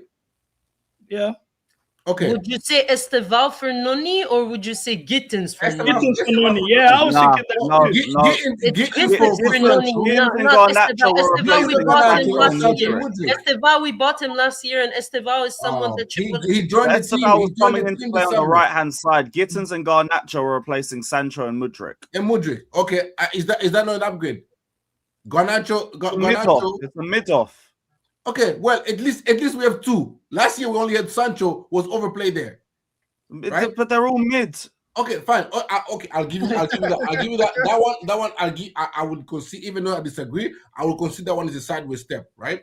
Okay. All right. On the right hand side, Esteban upgrade on. Yeah. Cool. Okay. Hato upgrade on nobody backup left back. Vega. Yes or no? To be confirmed, personally. Vega, and we don't know yet. We haven't seen enough good performances from Hato to say he's an improvement. Santos upgrade on KDH. I'll say KDH Bonanote should be the actual comparison. I agree. KDH is better than Bonanote. Yeah. And it's funny to me how KDH is suddenly performing under a certain other manager. Hey, but people are rating KDH towards the end of his time at Chelsea. KDH is pulling. I think it's just like trending in the direction he was trending in. So a smaller club now. Yeah, okay. So Joao Pedro over Nkunku? I think it's Jackson. Yeah, no one's questioning Joao Pedro. Yeah, Joao Pedro's stopped though. Sanchez over Sanchez? Upgrade? Sanchez is doing well. Yeah, he's doing well. He was bad in the Atlanta second goal though. Should have done better there. Yeah, I think it's deflected. So in my opinion, but again, and I think it's a significant downgrade. Now we've seen it. I think the only downgrade was Jackson. I think every other area of the pitch we improved. I think we downgraded on the striker. No, but we just agreed that we went sideways on the left wing. Now we're trying to throw that into improvement. I conceded. What about the role of the coach and the players? We talk about individuals. Why are we never talking about the role of a football coach improving individuals? Who has Maresca improved in the attack? Who? What do you mean in the attack? Well, Palmer's always had those levels. Pedro Neto? Jackson. Sorry. Palmer regressed. Palmer regressed. Yeah, you also got top 10 in the Ballon d'Or. But... Yeah, but that does not. Yeah, man. And even then, like, I never really World Cup in the Conference League, so obviously. But I also didn't subscribe to this idea that Maresca was getting the worst out of him at the start of the year. I thought he was missing chances for fun. And that was a form problem with him. Do you know the only attacker that Maresca's improved is Neto? I'll give him credit for Neto improving this season. I know, but his output's improved, and that's what we wanted from Neto last season. Cucurella's also improved defensively. Cucurella is just the great player it's the same player I've seen at Brighton. It's the exact same player. People weren't rating him offensively to the way they do now. And I think that's partly due to the manager. That's on the fans. Me, I've seen the same Cucurella, and I always highly rated him. And I was very, very happy with it. Take care, Unc. Thank you for coming. I'm speaking to Don. Don said he's on his way home. I'm gonna try and get him on here. To answer the question, swap deal when he comes in, I'll leave. Why can't I send super chats? Yeah, it's because I sat and thought to myself, yeah, this platform that I've built is for the people. You know, I don't want to I don't do this for peace. It's for the love of the game. I don't, you know what I'm saying? This is why I don't. Well, just switch them off. Yeah, I'm off the. I'm not on the monetization thing. I had a ban. I did it, but I was like, you know what? Let me actually just keep it this way. Like, you're making money elsewhere, bro. It's good. I like this. Yeah, this is for the love of the game, man. This is just for the love of the game, guys. We're not gonna sell out. But we'll get to that stuff a bit later. I have something I want to tell the people, so we'll touch on that a bit later. But I don't. Nice. That's a nice gesture in this spirit of Christmas. Yeah, no, for sure. But as I was saying, season of giving, man, love it. That's all we do. I wanna go game by game, yeah. On just going on our fixtures, and I want to know where it was the squad that performed badly, where the manager got let down, or maybe the manager let us down, or if it's just simply just bad recruitment which led to certain situations. So I took away the Crystal Palace 0-0 as the first game of the season. I'm not really looked like Andre Santos. Yeah. Gosner cooked his ass though. Yes, you think Glasner outcoached him? Yeah, of course. And he dropped in the pre-game conference. He said, "That's how Maresca plays, and that's how I'm gonna set up." He did it, and they should have won that game. By the way. Just fun fact. I think it could have gone either way, but we're going to keep it tally, yeah? So right now, Andre Santos Esteval good chances, and I think they both fumbled it. It's 1-0 Maresca right now. The West Ham game, I was with you. We watched it together. Yeah, we watched that together. West Ham, I think that was a great performance. They were a shit West Ham team, though. But what would you say that's the player performance? Would you say that's Maresca ball at its peak? Esteval was great. Everybody was great. That's what everybody played. Everything worked in that one. Everything was fine. Okay, I'll say 1-1. I think that's fair, right? 1-1. We'll do 1-1. Okay, yeah. Fulham was a very interesting one. We had the disallowed Chalobah goal, the goal from Chalobah, the foul where he lunged in. Then Tosin got cooked, but it got disallowed. Delap got his hamstring injury. I was actually at this game. We was poor in the first half. We got a goal, and then we got a penalty, if I'm not mistaken. We did. I don't think we were good until we got the goal, personally. Yeah. We did not play well that game. That's a good example of you have the result, but not the performance. I'm not really. I care about the result more, to be honest. I don't care if we play shit and win. That's what I grew up on. Same. Okay. Same. Okay, but the thing is, it's not gonna keep on going because now the results are not picking up. That's what I'm saying. There's way of losing. I told you this before. The performances, of course, the result is the most important thing, but the performances will tell you if it's just luck, it's just individual brilliance, if it's going to be sustainable or not. Are we still keeping the same results? Are we still winning? Are we still no? We're in a crisis. So that's my point. Yeah, now the results aren't there, but start of the season, I didn't care too much for that reason. Yeah, but it's what she's saying is fact. It wasn't sustainable, and it's gone on to show that it wasn't sustainable. Say so. Brentford. Us. That's I think look, this is a combination of both. Yeah, I'm gonna go on the lineup because I think the starting 11 was too weak, and we got called out for it. He started Tosin. He put Fofana right back. He put on Hato because he was resting players for the Bayern Man United run. Yeah. Remember, we were looking at that saying this is when we're going to find out what we're about. Did we not do that game together as well? We did. Yeah, we did. I feel like our link-ups might be the problem. I'm starting to Bonanote in the 10th. Palmer was injured at the time, yeah. And then João Pedro up top. Yeah. We went 1-0 down. He brought on subs. Palmer wasn't injured. Palmer missed the sitter. I remember this was Garnacho's came on in the second half. He scored. Palmer missed the sitter. He scored and he missed the sitter to make it 2-1. Then Caicedo scored. And then we had 5 players go in for the same duel and lose the ball in the box. I remember that. That was a great Garnacho falling asleep at the far post. Yeah. Would you say, I think the substitute, his in-game management for this game, I'll give him credit because this is one of the, in terms of, I know the bar might not be that high, but in terms of this season, this was his best form of in-game management because he made quick substitutions at halftime and those substitutions impacted the game immediately. Yet the defense in the last seconds of the game. Long throw killed us. I think this one was on the players personally. Like again, we didn't set up well enough for this first half, but I think the plan was to get into the second half and then turn things around, and it did work until that last set piece. Yeah, I agree. Then we got Bayern Munich. 3-1. That's on Maresca.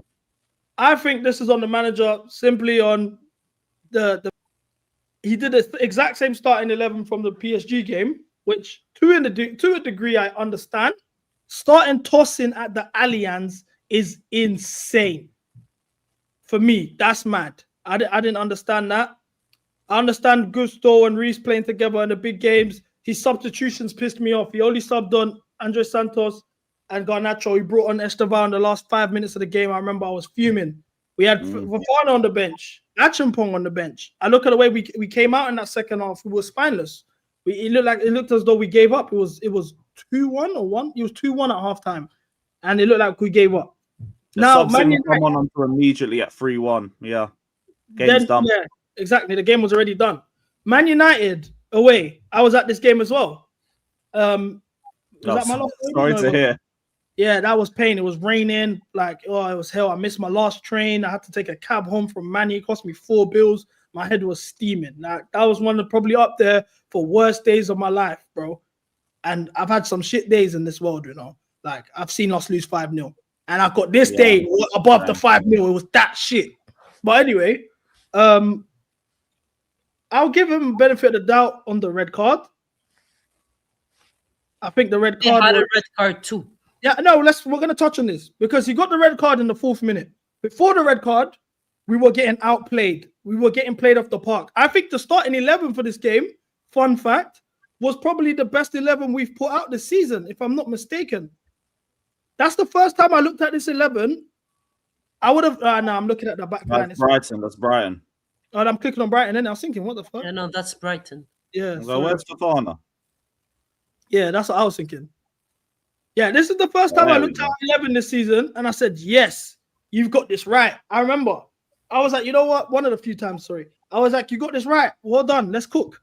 Now, we got the red card very early in the game, 4th minute. Now, he took off all the attackers. Taking off Esteban, fair enough. Then you taking off Neto made no sense to me because now you've closed the shop. If you're going to close the shop, the game plan is we're not trying to concede. We're leaving here with a draw. That's already a weak mindset. And then we conceded a goal 5-10 minutes later. We conceded 2 goals.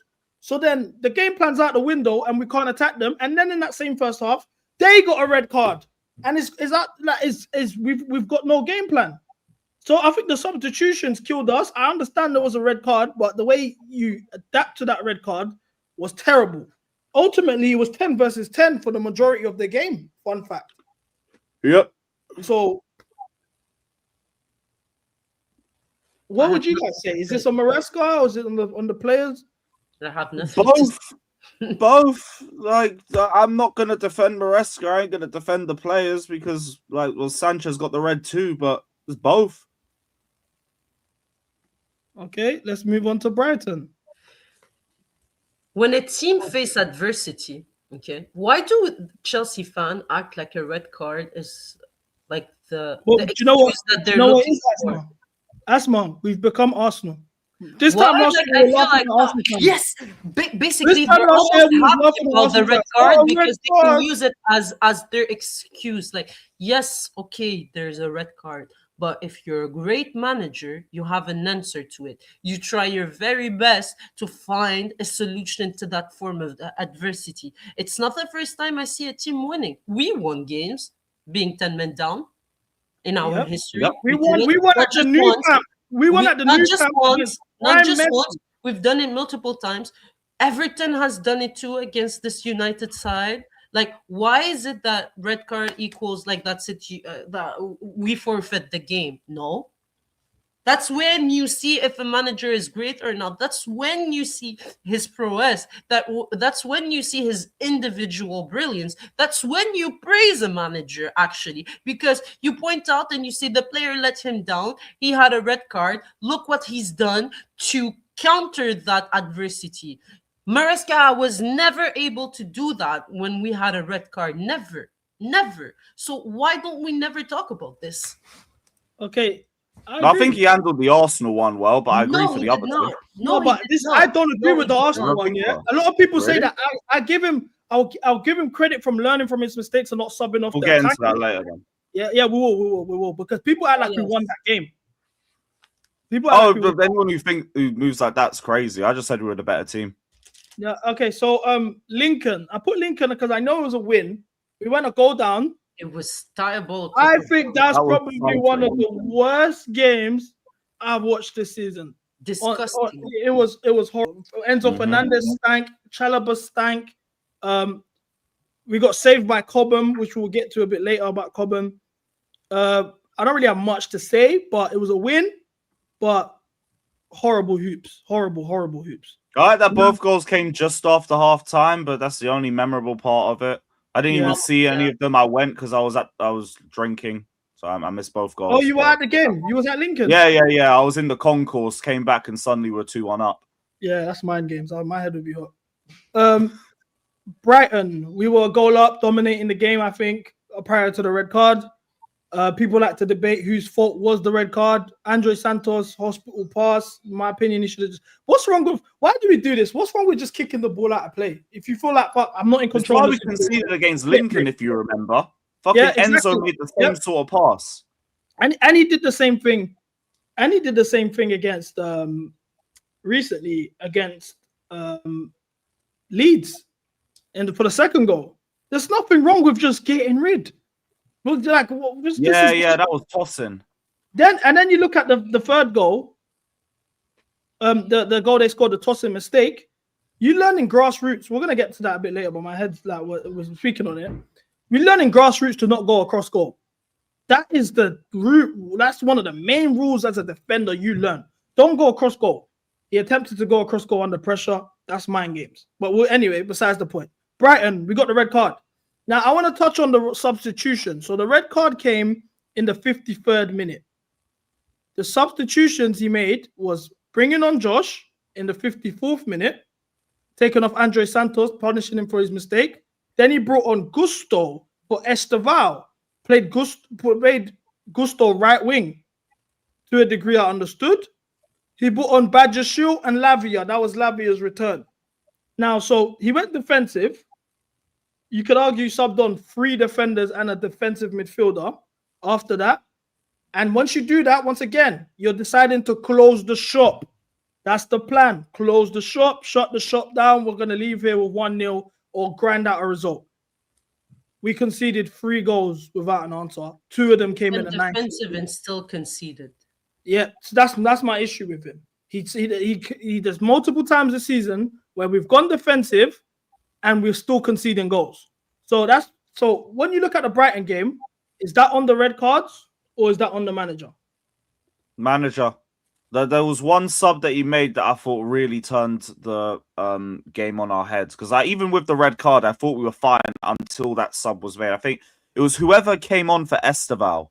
Or no, Neto, I think. That was it. Because we took both our outlets off again. And I think we conceded the other 2 goals after that point. So I'd have this one down to Maresca personally. Everything before that was fine. I actually thought we were managing the game well, and then that happened. Yeah, okay, fair enough. Someone in the chat said this was the Matisse crash out. We'll put this. Oh yeah, you went to watch it with him, didn't you? This was a classic. It's a shame it was. Who's that?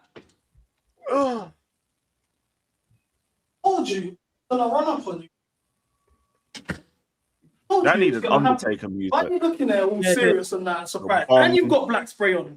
You're meant to be the guy representing our club. You're here running around with black spray. You've got 2K people live, embarrassing us with the black spray. I told you one of these days I was gonna come and catch you.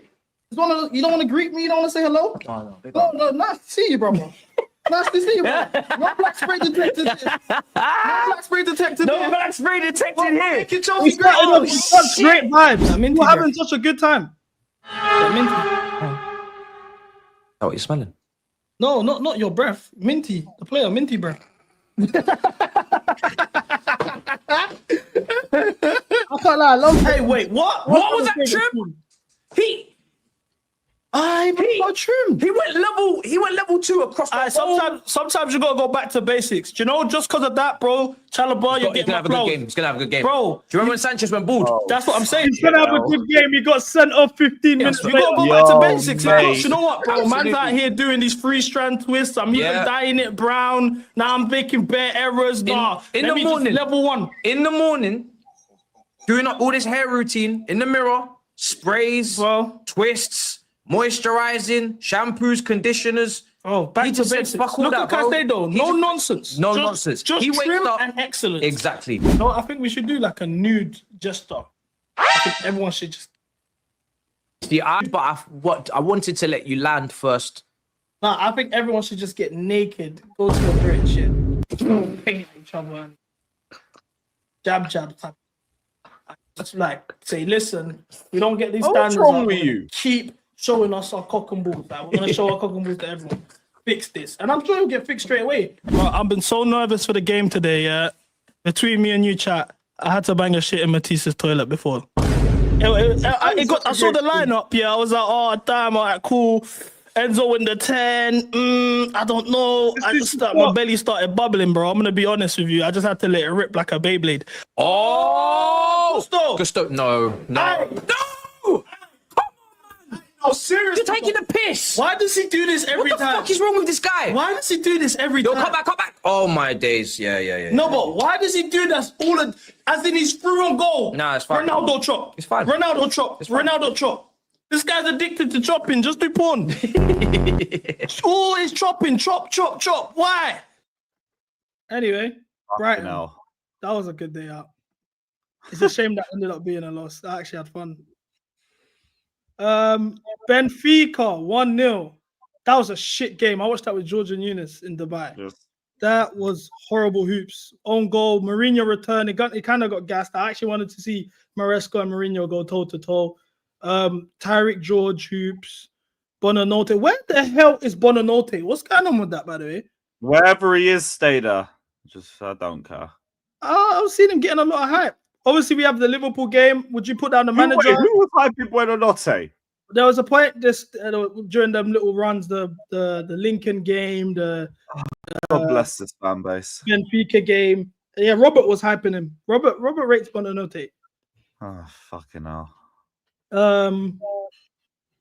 Liverpool, do you think, Asma, me personally, I think this is up there for Maresca's best coaching performance of the season. But is it more so the Maresca being up for it, or the players looking at like, yeah, the world is watching, let's make a statement? Mind you, this is also, like we said, the worst Liverpool team statistically since 1951. Everybody won against that team. I'm sorry. They're 2 points behind us in the league right now, by the way. Above us in the Champions League. United won against that side. Like, am I supposed to be? United have the same amount of points as us this season. So yeah, I know. I'm fully aware. Okay, yeah, great. We won against Liverpool, the worst Liverpool side in years. Fine. Wow. Maresca masterclass. Let's go. Next. I'm still saying both. But, yeah. Nottingham Forest 3-0.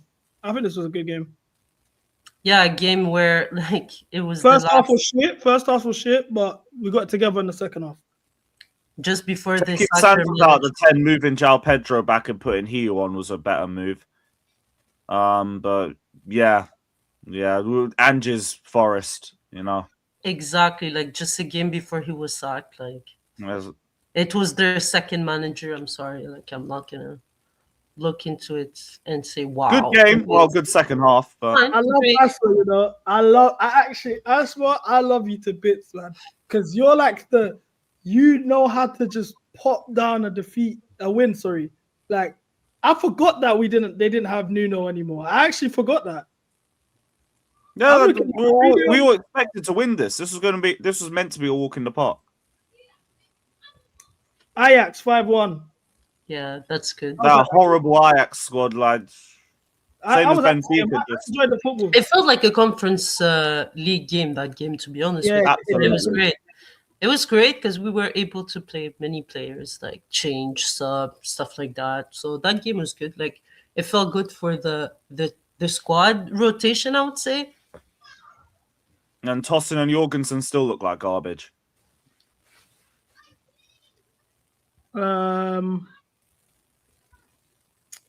Sunderland. Let's get into it now. Early goal. You could say individual brilliance on a counter attack.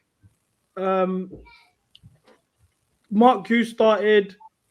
He actually gave. I think this was probably one of Acheampong's best games of the season. It's crazy how he disappeared after this game. I don't get it at all. Tosin gets subbed on. We concede in the last minute. Tosin and Chalobah just being weirdos. The substitutions: Esteban 58th minute, Gittins 76th minute, Andre Santos 85th, Tyreek George 85th. So he did go attack. What are you supposed to do with 5 minutes? Yeah, I don't know. What's going on? 5 minutes again? Tyreek George and Andre Santos. What's going on with Tyreek George as well? Well, he's obviously wants to dip in January. That's obvious. And can you blame him? No. He wanted to leave before. Either. I just don't. I'm not fussed really. Like he wanted to leave in the summer, and then the injuries happened, and he was kind of like forced not to. But yeah, I mean, Fulham pulled out of a move on deadline day. He was meant to go there for 22 million. Yeah, I'm pretty sure it was like also stopped from us. I think we stopped it. No, I don't think it was Fulham. Yeah, no. Fulham went and got another winger, from what I remember. Maybe I'm wrong. We pulled out. I don't think we pulled out. Yeah, let me know if I'm wrong. Jackson issues, like Jackson didn't want to come back. We didn't have a striker. Okay, so this period, I kind of don't want to just go like each lineup's getting long. Okay, there's this period where this kind of touches on your sustainability argument, Asma, because you were saying that we're winning games, but it's not sustainable. The football's terrible. Yeah. Wolves, for example.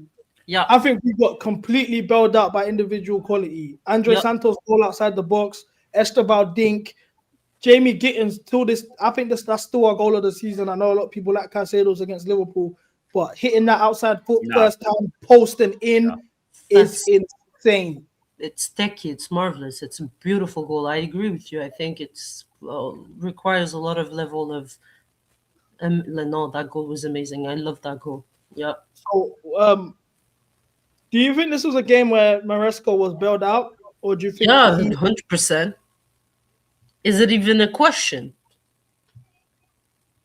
You can see 3-2 Wolves. You can see 3-2 Wolves. They currently have 2 points. At that time, they had 2 points in the league. They did. This game was where our set pieces really started going under question, because I think we conceded 2 from them, especially from the long throws.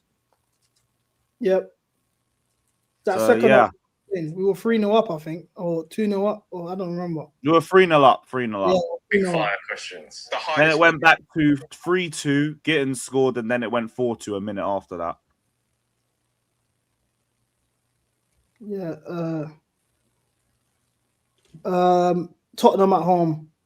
Away from home. That's my last away day, actually. Maresca set us up well in that one. We should have won by 4. Missed a couple chances, but yeah, we were set up well for that one. Karabag is when, for me, that was just horrid all round. Personally, I think this is when I started to have question marks. Like, yo, I'm worried about what this club is, like where we're heading as a squad. This was in the Champions League. I think this was a game we looked at like easy 3 points. This is even a stat pad sesh.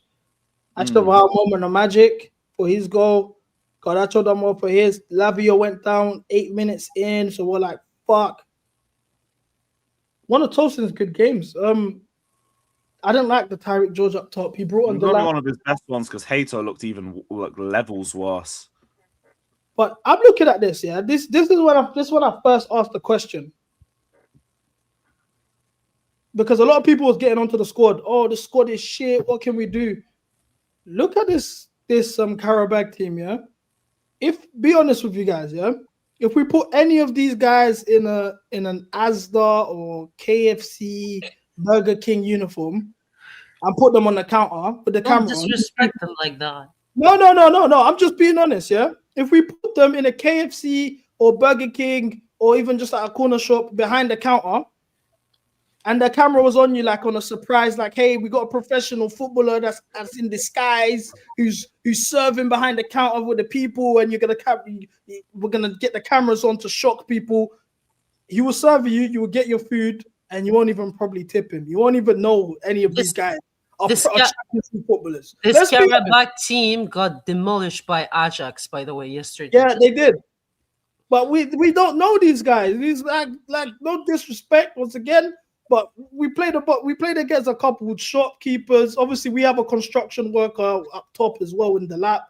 But we played against a lot of grocery workers and baggers, stuff like that. We don't know any of these players. I know some men have ball knowledge. We have people. I do, and I know one. And this is an Arabic team as well, by the way. So, like this, like Asma, I would expect you to know 1, 2, 3 players, maybe. Zubir, I know Zubir Baya. That's it, but he's like trash. So that the fact that they even got a fake Duran up top. That's it, bro. And this is what I asked the question. This is the first time this season I asked the question. Is the squad not good enough to beat a Karabakh team where we don't know any of the players? It wasn't like we were facing Basel like back in the day and we had Salah going crazy or any of that stuff. No. So then I'm asking again. Do I have to say it? Why did we not get 3 points against Karabakh? What's happening, Ches? How you doing, bro? This is what I mean when I talk about performances. That's exactly what I mean when I say setup, pattern of play, repetitive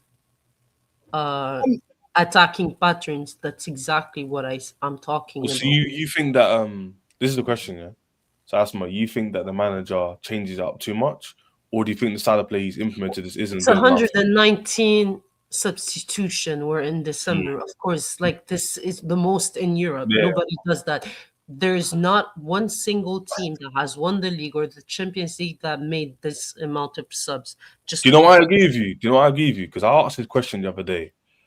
CB and Lewis, yeah, Asma, what do you think we've performed out of Arsenal out of 10? Just give me a number. Sorry? How did we perform against out of 10? Give it a 7. Great. Like, in terms of performance, like we were great. Yeah. Like, I would say 6.5. Yeah. Alright, cool. The only thing that killed me in that game is that I genuinely believe, and I still believe it, and I don't care what anyone says. I felt like we could win that game. Yeah, 100%. CB, what would you say out of 10 for Arsenal?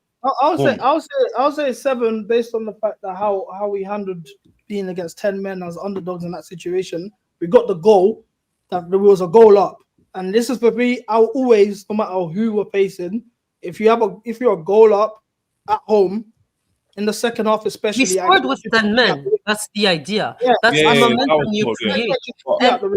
And I don't want to be like that person that always add context, but the context is that sometimes you need to take advantage of a situation. Of course, I'm not going to say I was happy Arsenal that week, they played their North London derby. We all know how important that is for them. Played Bayern Munich in the same week. Like in the same like on Wednesday, and then they played us, and they barely made any subs. So clearly, you have to take advantage of a team that has put so much like work. They're tired. Asma, this is why I'm confused. You have two. Wait. You have two of their You have their two threats in Gabriel and Saliba, who are, let's face it, like it's sad to say, but some of the best defenders in the league. But not only best defender in the league, they also are their set piece threats. Most of their goals came from Gabriel in set pieces. So you don't have that. You have to take advantage of it. Okay, you get a red card. Okay, Casado lets the team down. Shit happened. That's football.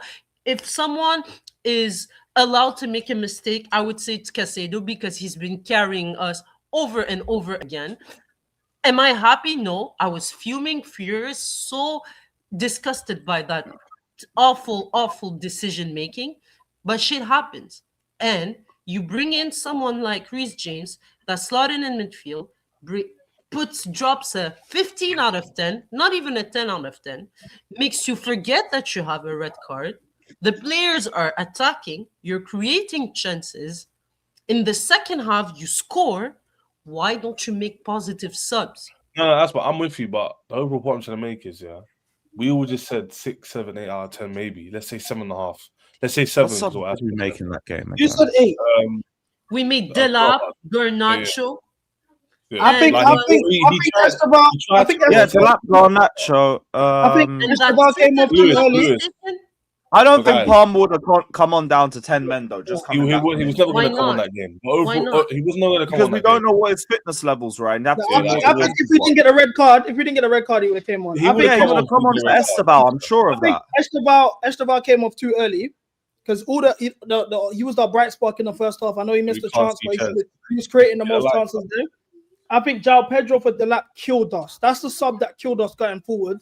Because he couldn't hold on to the ball. The hold-up wasn't there, and he wasn't linking up play, and the pressing was non-existent. João Pedro, I know he had a chance where he missed 2, but he was pressing. He pressed him into the mistake. He was linking up the play, and he was every single aerial duel that was coming his way. He was doing the dirty work you'd expect from a striker, especially with 10 men. The moment the lap came on, it killed us. Now, what I will say when we were 1-0 up is, and I said it on my match reaction, we should have subbed on Andre Santos and put him in that midfield to make it more compact for them. I think after that goal, we started playing like Cowboys. We were just giving them the ball and inviting pressure, and it came back to bite us. We were lucky to even come out of there with a point, and that's at the point. At the end of the game, yeah, exactly. Yeah, they could have scored. That's why for me, it's like, okay, people are so happy, but this Arsenal, maybe I'm the only one, but this Arsenal team, I'm not impressed. This is nowhere near a prime City. I think they're average. So I don't know why people are so happy to get on with 1 point. It's like, no, I'm sorry, I'm not happy. That's not good enough. You're at home. Depends on what, like, it depends on happy. Like, I think we were the better team. I'll take that coming out of there, but I wouldn't say happy. No, but I think the fan base behaved like we beat them. Our fan base did behave like we beat Arsenal. 100%. You got to speak to them as well. I don't know about that, man. I don't know when that far. They didn't go that far. I remember being in these panels after the game. Why don't you also consider the psychological effect? You win that game against Arsenal with 10 men. Do you know how much of a boost it gives to the team? Nah, I'm not hearing that either. But then there's also, if you lose that game true, as well. That is true, Chaz. What are you talking about? I was making a point earlier. Let me make a point. Earlier, I was going to say to you, man, and girl, I was going to say before. You know we've been dropping. The reason, hold on. The reason why I'm questioning a lot of things, I don't know the answer. No one here knows the answer. Hence why it's 4 of us. We can't even agree. Because how do you go from Arsenal to Leeds? I've asked this question to loads of content creators. No one could tell me. Because I'm hearing people say to me, it's a squad. How does a squad go from a 7 to a 2? Then people are telling me it's inconsistency.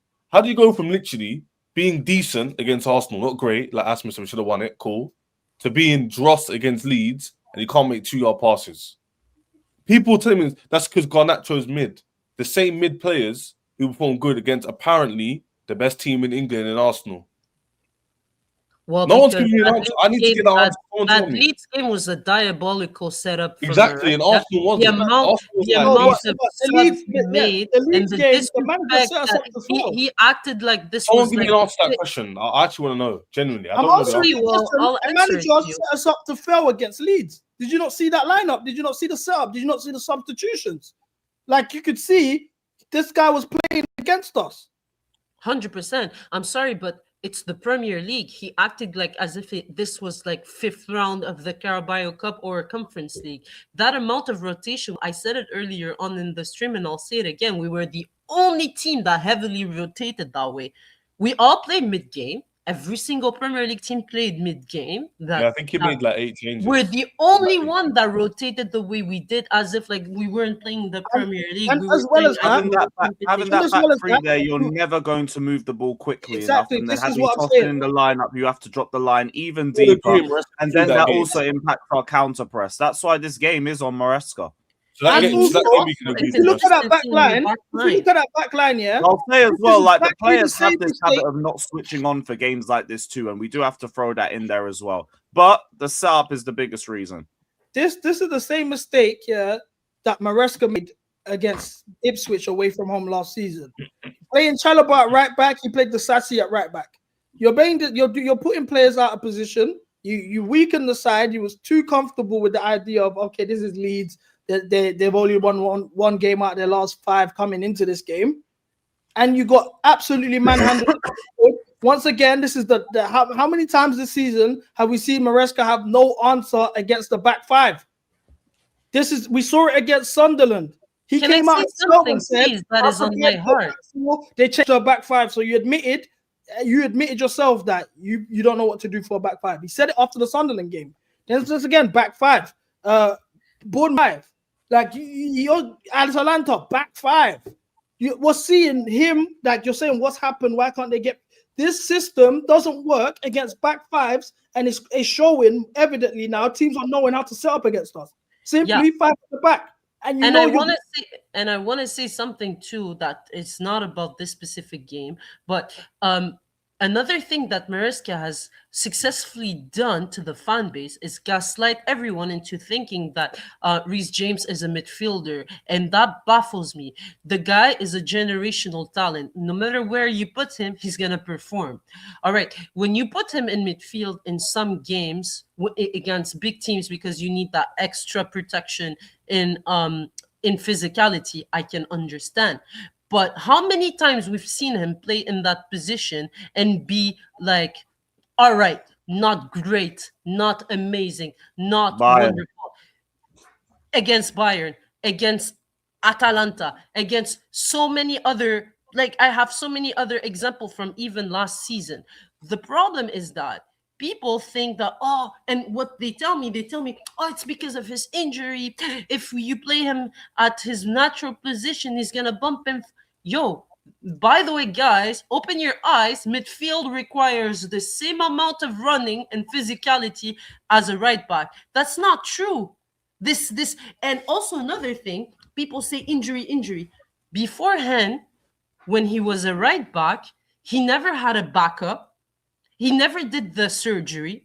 So stop telling me that if he plays in his natural position, he's gonna get injured. That's like diabolical thinking. That's not true. It's not the same factors here. It's not the same. He never did the surgery before, and he did not have a backup. So he was played and never did the surgery, so he kept getting injured. He has been healthy for a year, and it's not because he now plays midfield or he's not underlapping and overlapping that he doesn't get injured. Stupid thinking. Vraiment, c'est de la stupidité à un niveau j'ai pas compris.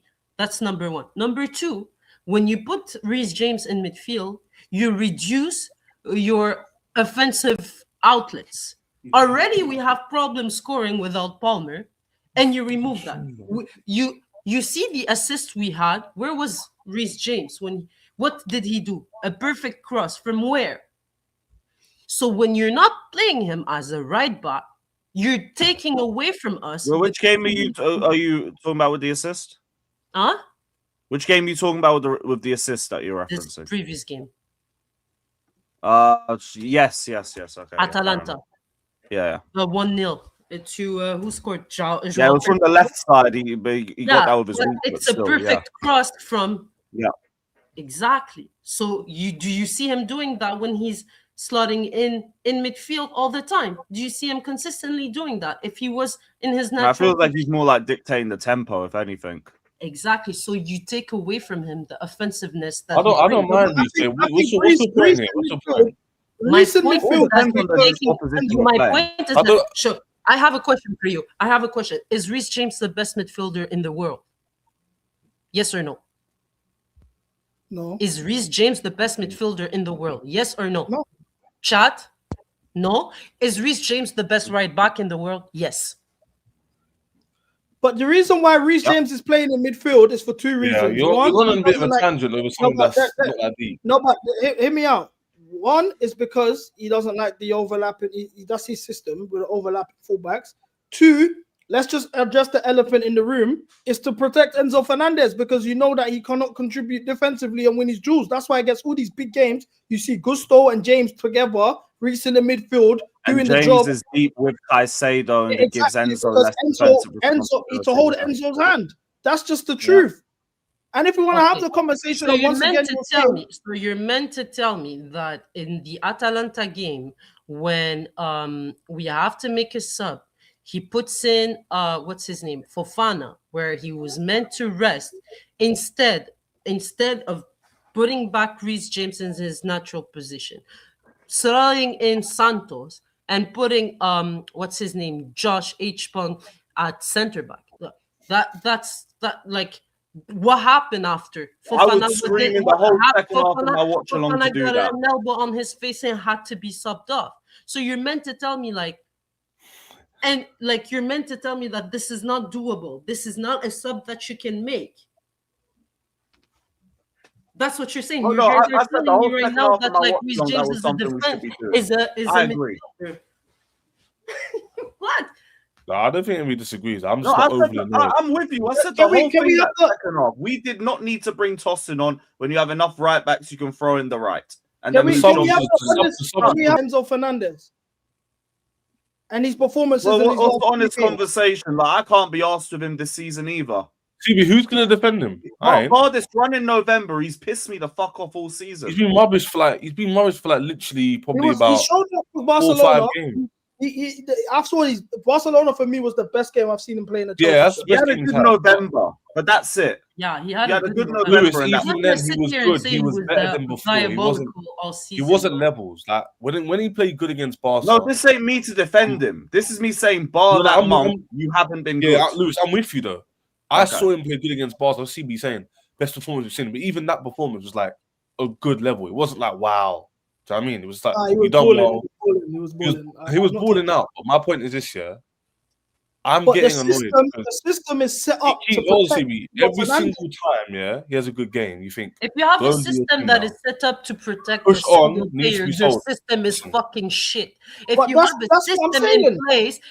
a system in place to protect a single player, you don't have a system. Do you reckon? Yeah, let's be honest. If Enzo Fernandez didn't have his limitations, it depends though, because like for Tuchel, we were doing that for Silva, but Silva's world class, so you can accommodate him like that. He'd be out, bro. If you look at if Enzo Fernandez didn't have the limitations he has in the middle of the park in winning his duels, in tracking back, all of these things that you'd expect from a box-to-box midfielder, we wouldn't be inverting our fullbacks. We wouldn't be saying let's not overlap. We wouldn't be doing the 3-2-5 and put Enzo in the 10 and then having defenders come and fill in for him in the midfield. Because, for example, when Labia's fit, we don't play football like this. What'd you say? Oh, I hate that PR stuff, bro. You're playing with the injury. Every professional has a knock. That is a fair point. Every professional has a knock. You play football regularly. If you bang, even if you just bang on Sundays, you play football on Sundays and train once a week. Pedro and Caicedo are meant to be playing with knocks. Like it's football. I don't know where Enzo's at with that now because he took one of the international breaks off for it. Yeah, I thought it was a hernia, not. No, he didn't travel for one of them. Yeah, I don't think it was a hernia. Hernia was the Fox one. I'm not sure what he's got now. The last international break, he didn't travel with Argentina to stay out cover for an injury, but I'm not sure which injury it is.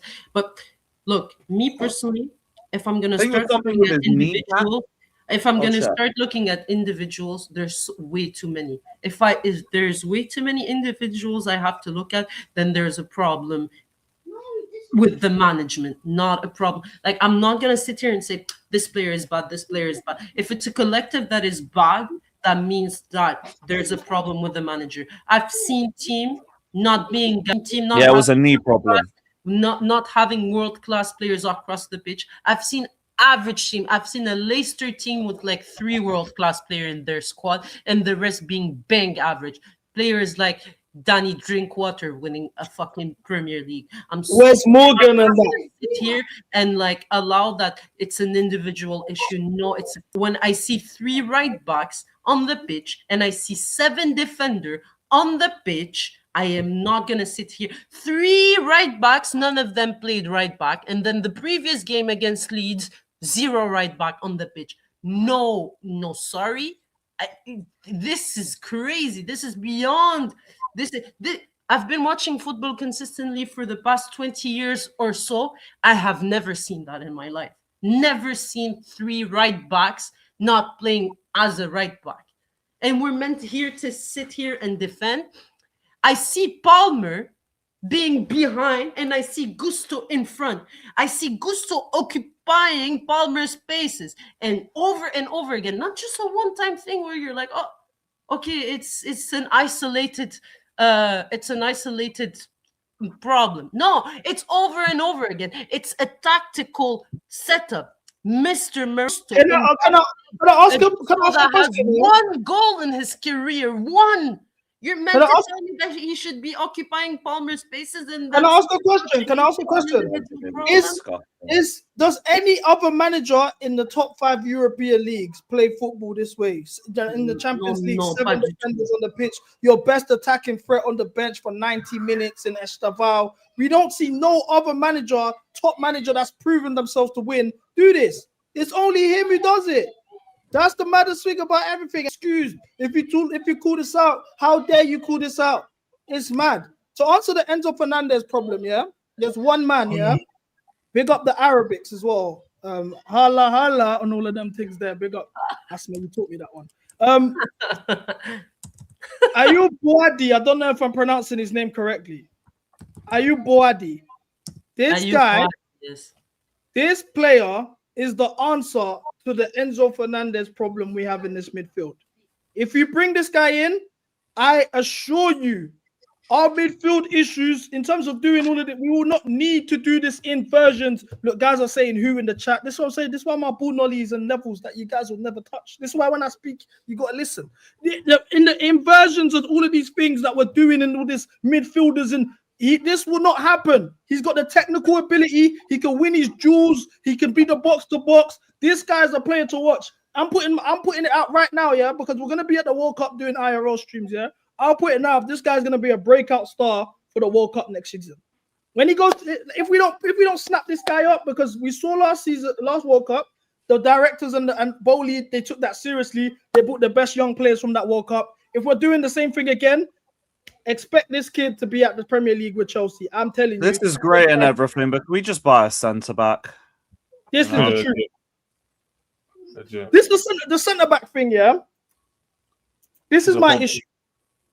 What centre backs, barring the only centre back I say that I see us getting, and I've been saying this for a year now, is Castello Lukeba, who's in crazy form right now. Technically fits our system, fits the age profile, all of that. We'll get to him a bit later. But in the centre back market is Dross. A lot of men were saying Bastoni wanted to spend 90 million on Bastoni. Have you seen his performances lately? Have you seen the penalty he gave away against Liverpool? He won't even leave. This is just a dead point. Even yeah, like he's not the player that everyone thinks he is. But what centre backs actually are there? We can get Guy in January, but I won't mind Mark Gahey, like you said. I won't mind him. Is there anyone else? Everyone loves saying what was that guy from Lille everyone was talking about? Alex Ribeiro, I think his name was. He was meant to be a profile that would suit us well. I don't know. I don't vouch for players I ain't watched 90 minutes of. You know what's funny? Look at the chat. Way, like, if you know the profile that we want, go get the profile. This chat, yeah, this chat. I remember, and I know the originals remember this. When I said, bring me Upamecano when his contract situation was looking mad. Everyone in the chat laughed at me. Upamecano, he's a bozo. Upa Maguire, you were cooking my bunoli. Now the chat's asking for Upamecano. When you guys realize that when I speak, I know what I'm saying. Life gets so much easier, bro. The thing, like, I actually watch a majority of Chelsea fans, I've noticed, don't watch any other team but Chelsea. So they think football is a certain level and that's it. When you start watching other leagues and other teams, you will clock there are centre backs out there that are better than the ones we have. I got crashed with this. I have a question for you, CB. Aside from Gahey, okay, guys, be honest with me. Look, the question is not just for you, for everybody. Aside from Gahey at Crystal Palace, their centre back. Did you guys mention the name of their centre back in the previous years? Did you say, "Wow, Maxence Lacroix, bring that guy in"? Tell me the truth. Anderson. Not for Crystal. Individually, these players, did you individually praise them and say that they're amazing or great? In regards to Crystal Palace only, or like? No, I'm talking just about Crystal Palace here. Okay, Crystal Palace. To be honest with you, up until Glasner came in, no. All right. Merci. Thank you. What did Gosner do? What did Gosner do very well at Palace? He built defensively, he got them structured. But what he done is they play a 3-4-3, which is another thing I was saying last season. We are a back three team. The way our team is set up, the limitations we have in the midfield, we have to be doing a 3-4-3 for us to be balanced and play the way we want to play. That's another thing guys don't want to admit. What I'm saying is that he was able. But that's what Glasner did. What I'm saying is he was able to coach a defense. Defenders that are not just individually brilliant. It's a setup made by a manager who focused on having a great defense. It's one of the best defense in the league. And there is a reason why they're ahead of us. It's because of mainly that. Why is our manager unable to do the same?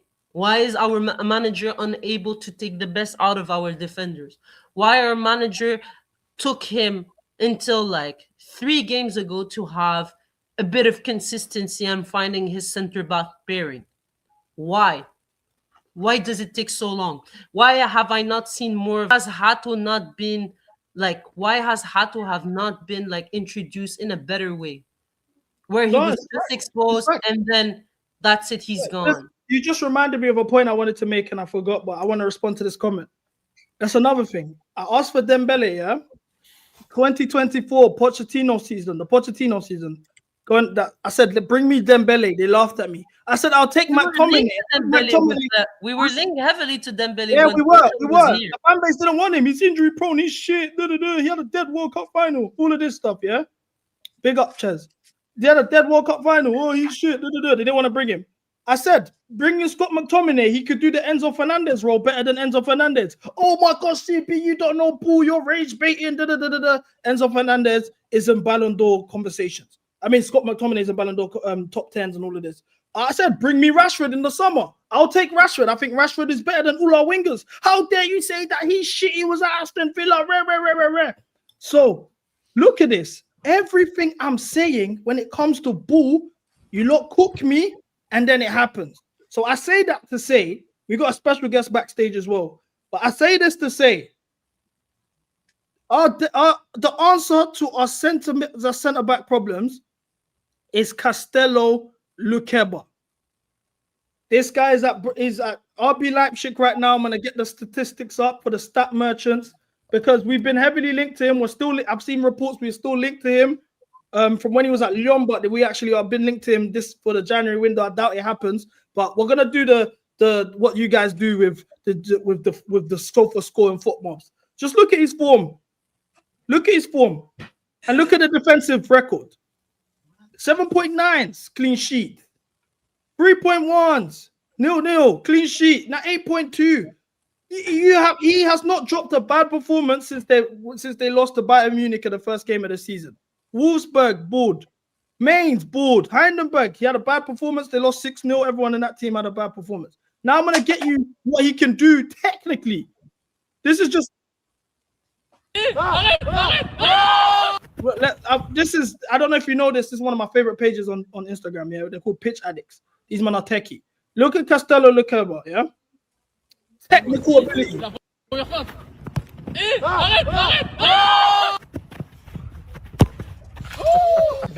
No, il danse la bachata.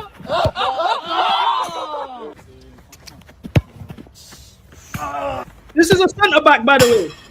This is a centre back, by the way. The tech is insane.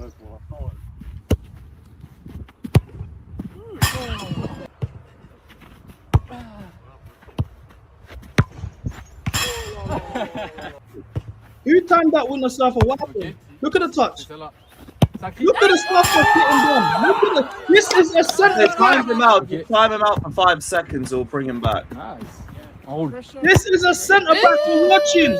Someone said, someone said he can't defend. I'm happy you said that because this is why over here we don't do monetization because I can do these things and not get in as much trouble as an X-Man would. We're gonna slap up a comp. Fuck it.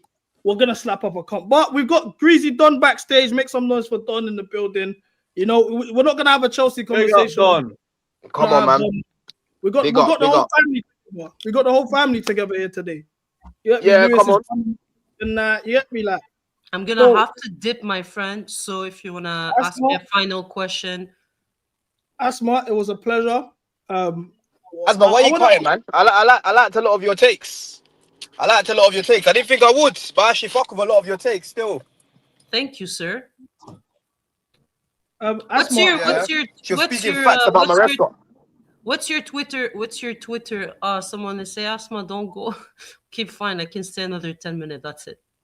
Yeah, I'm gonna wrap this up in the next 15 anyway. So. Okay, then I'll finish it up. Fine. So Asma, but hey, CB, I'm driving in it, but I'm here. Yeah, cool, man. Thank you for coming on. I know it was last minute. I only planned this. Don't kill a pedestrian, bro.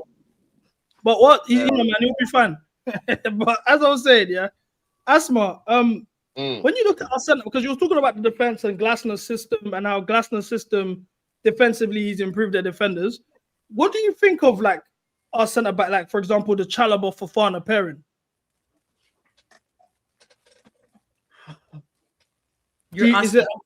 Yeah, I'm asking you, Asma. The Chalobah and Fofana pairing? Yeah, do you think it's like a pairing that's like it's good? Do you think they could do a job, or is it the system? I think they can do a job. Chalobah, you always have to be careful with him. He has his bozo moment in him.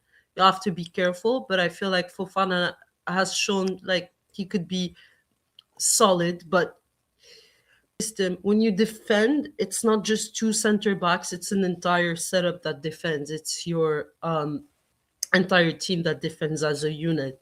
So if everybody's doing their role, you're not going to look at individuals that much. You're not going to highlight individuals that much. But that's the thing though, like Josh and Fofana play on the same side. So what's for you the best lineup? Like for you, what's the best center back pairing? With everyone fully fit? Yeah, everyone fully fit, of course. Ideally. Cole Fofana, isn't it? I'll say Cole Fofana based on what we saw at the start of the season.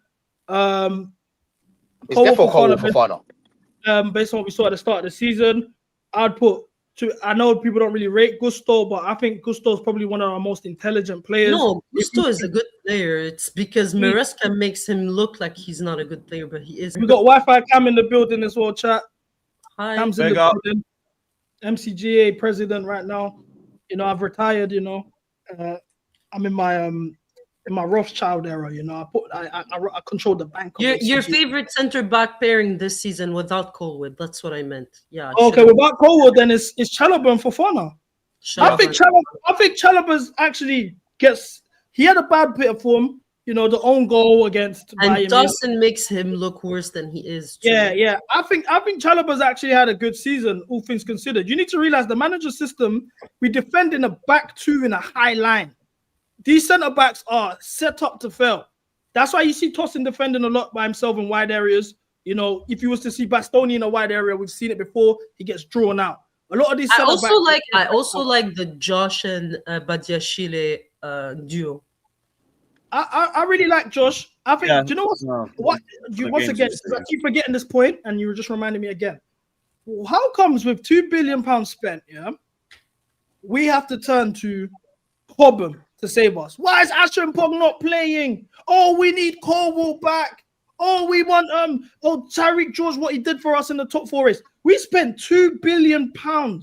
Because we have injury prone centre backs. Relying on the players that are free. Have you not realized there's a problem here? CB though, we have injury prone centre backs. CB, that's why.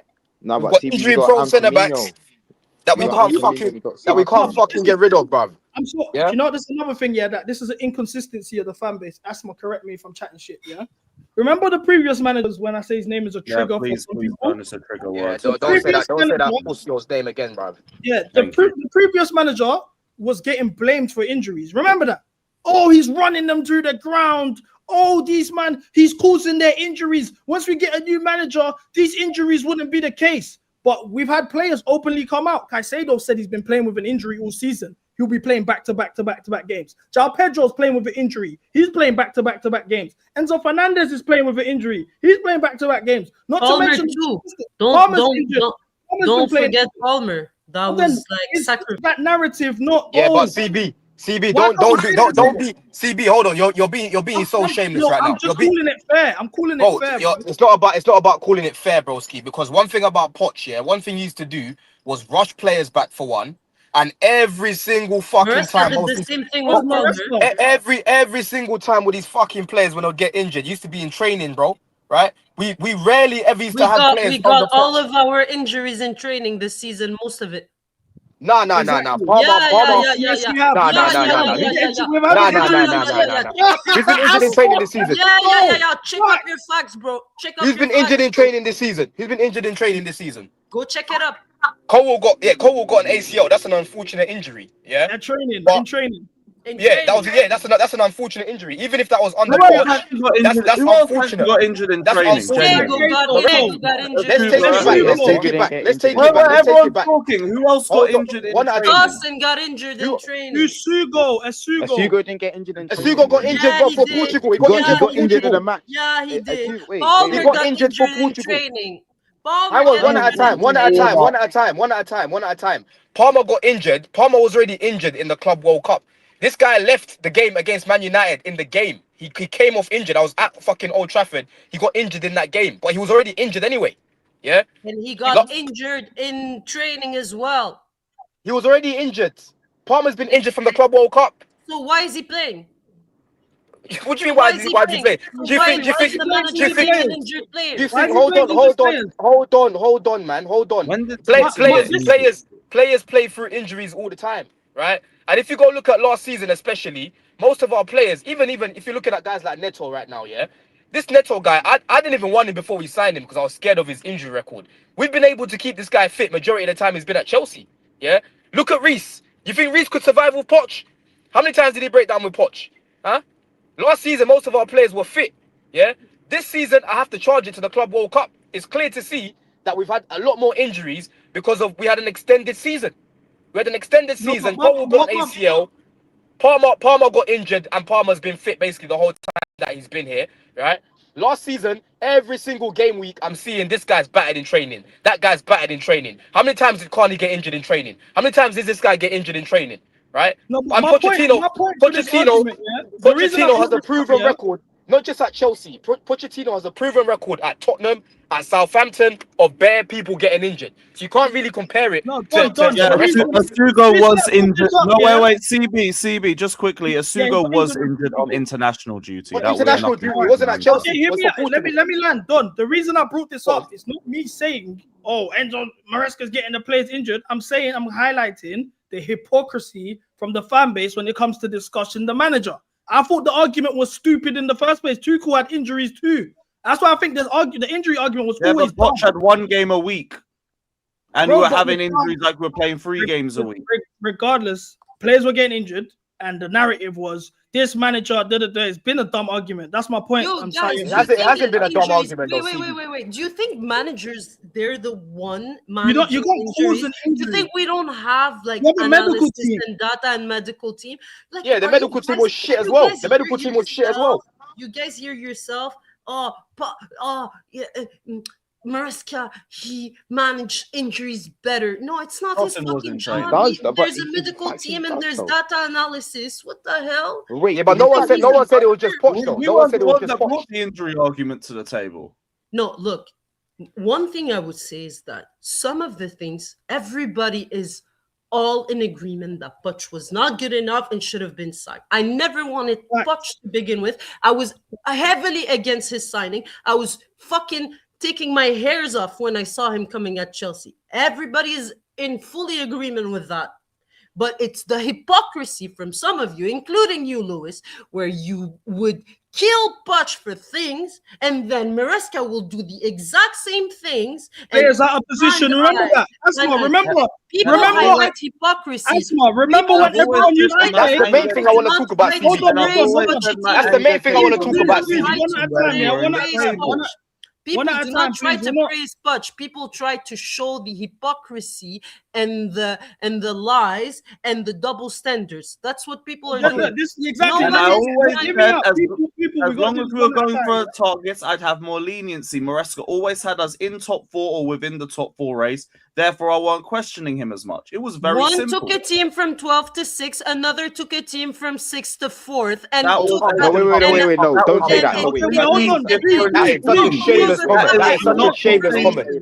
Those are facts. I'm muting people. We're doing it like spaces. We're muting people because we're getting. It's not the same team that finished 12th. Let me listen. Forget all of this because now we're making this Poch talk, and that's not that. Because this is what happens, and we get distracted. The issue is what me and Asma was trying to. The initial point was there's hypocrisy when it comes to discussing the manager because the standard you held the previous manager to and what you complained about isn't the case today. For example, the main problem that we all had with Pochettino was players being played out of position. Why is Colwell playing left? Let's talk about that then. Let's talk about that. That's what I'm doing. Why playing left wing? Remember all of these discussions. Now, why the fuck is Gusto in the 10 in a Champions League game next to Cucurella? Why do we have 7 free right backs? CB, but you know what my problem is? You know what my problem is? CB, we're acting like I haven't cooked him for the last 2 days for doing that. But he's been doing this. He said I don't fucking get what we did in the Atalanta game. He's been doing this the whole time he's been at Chelsea. Players have been out of position. But when we were competing for top 4 and getting it and winning trophies, you get leniency because clearly we're achieving something. And when it works as well, Lewis. Yeah, like, I remember you said he's got this season off the World Cup. I'm Lewis, right. So you can give him credit in the bank, but if I do it, suddenly it's a double standard thing. This is not I'm not personally targeting you. I'm talking about the entire fan base. Yeah. They're not calling this stuff out. Wait. CB, hold on. Can we hold on, CB? And then another thing is, we're not competing. Can we address everyone? Hold on. Can we address everyone individually? Hold on. Can we address everyone individually, bro? Because what you've got man doing now, is fighting other people's battles, bro. Let us fight our own battles, bro. I'm not here to be fighting for what you're seeing on the TL from other people. Okay, cool. What we should do? I'm gonna ask everyone in this panel right now and the chat. You let me know. Type in if you're Maresca in or Maresca out. Who in this panel right now is Maresca out? I've been Maresca out since like 2 weeks ago, bro. Cam's Maresca out. Asma's Maresca out. Donna, you Maresca out? Oh, of course I'm not. Like, that's just ridiculous. Yeah, I'm not Maresca out. I'm Maresca fix the fuck up right now. I'm Maresca fix the fuck up. That's what I am, bro. Okay, I'm Maresca fix the fuck up. I'm with you there. But CB though, I wanna like just talk about the point you just made. Yeah, Maresca doesn't really play players out of position, except from the fullbacks, except from the right back. That's the only time he ever plays them out of position. And he recently started doing that since like the Club World Cup. Like the only player, like we talk about Maresca playing players out of position. The only time that's like a valid point was Reece James during the Conference League when he was playing in the midfield. Doesn't play out of position. Like, all right, man. Palmer's playing as a 6 sometimes. All right, man. Okay, cool. As a six. Okay, man. Bro, you're seeing Palmer receiving the ball as a Neto play false bro, that was the other day. When he fucked about. I've seen Enzo Fernandez and fucking Palmer switch side. Okay, nobody plays out of position under Maresca, man. That's not playing out. That's not playing out of position. Freedom to roam. Palmer moving from the left half space, playing in the right half space. Isn't moving. You're not moving him as if you're playing him as a left back. To do where he wants.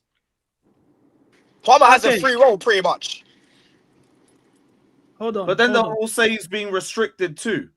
That's what I'm saying. The main ones I don't like. The main ones I don't like, CB. When you talk about what do you call it? So Gusto occupying Palmer's spaces is not a problem. Okay. Look. This is Bournemouth. Okay, look at the screen. This is Bournemouth. Yeah, I'm gonna zoom in a bit. Enzo Fernandez is the deepest midfielder here. He looks like he's in the 6. Palmer's in the 8. Gusto is in the 10 position. Cucurella is left wing right now. I'm looking at this. These are regular positions that these players occupy. So why Cucurella is not a left winger? We had Chilwell left wing that season. That Pochettino season was crashing out. Gusto's not a 10. We have Gusto in the 10. Our number 10 is playing in the 8. We saw it multiple times last season as well, and in that particular game where he's receiving the ball in the 6. He's the deepest midfielder, receiving the ball and building up. Why are this is players out of position? How can you say that players are not being played out of position? Do me a favor. You can't say. Hold on. Go on your Twitter. You're trying to twist things. Something. No, real quick. Go Just go on on. your Twitter. Just go on your Twitter account, CB, and open your DMs and put the image here, and then that's it. I'm not gonna speak. CB, you can't try to say Palmer's playing as from a high position to pick up the ball and then running off, bro. Like, you can't say that. There's certain games when Palmer, I agree with you, he would come bare deep to help him build up and then he'll fly off. And there's other games where he's not helping him build up as much, right? When people are complaining, oh, Palmer left half space, Palmer right half space, broski, I've seen Palmer cook in both positions, yeah? Last season, I was seeing Enzo get a move from the left, get a move from the right, and he was cooking either way, yeah? The problem with Palmer last season was that his finishing was fucking abysmal. This guy couldn't fucking hit a barn door. He was still creating, but brother, he could not finish, especially the second half of the season. In the league last season. My main problems in terms of playing people out of position is Reece in midfield all the fucking time, yeah? Gusto playing as a 10 all the fucking time, and I hate it, and I fucking hate it when he plays Tyreek George up top. I hate it, yeah? Gusto's inverting this, by the way, but there was a lot of times where he picked the ball up in wide areas too.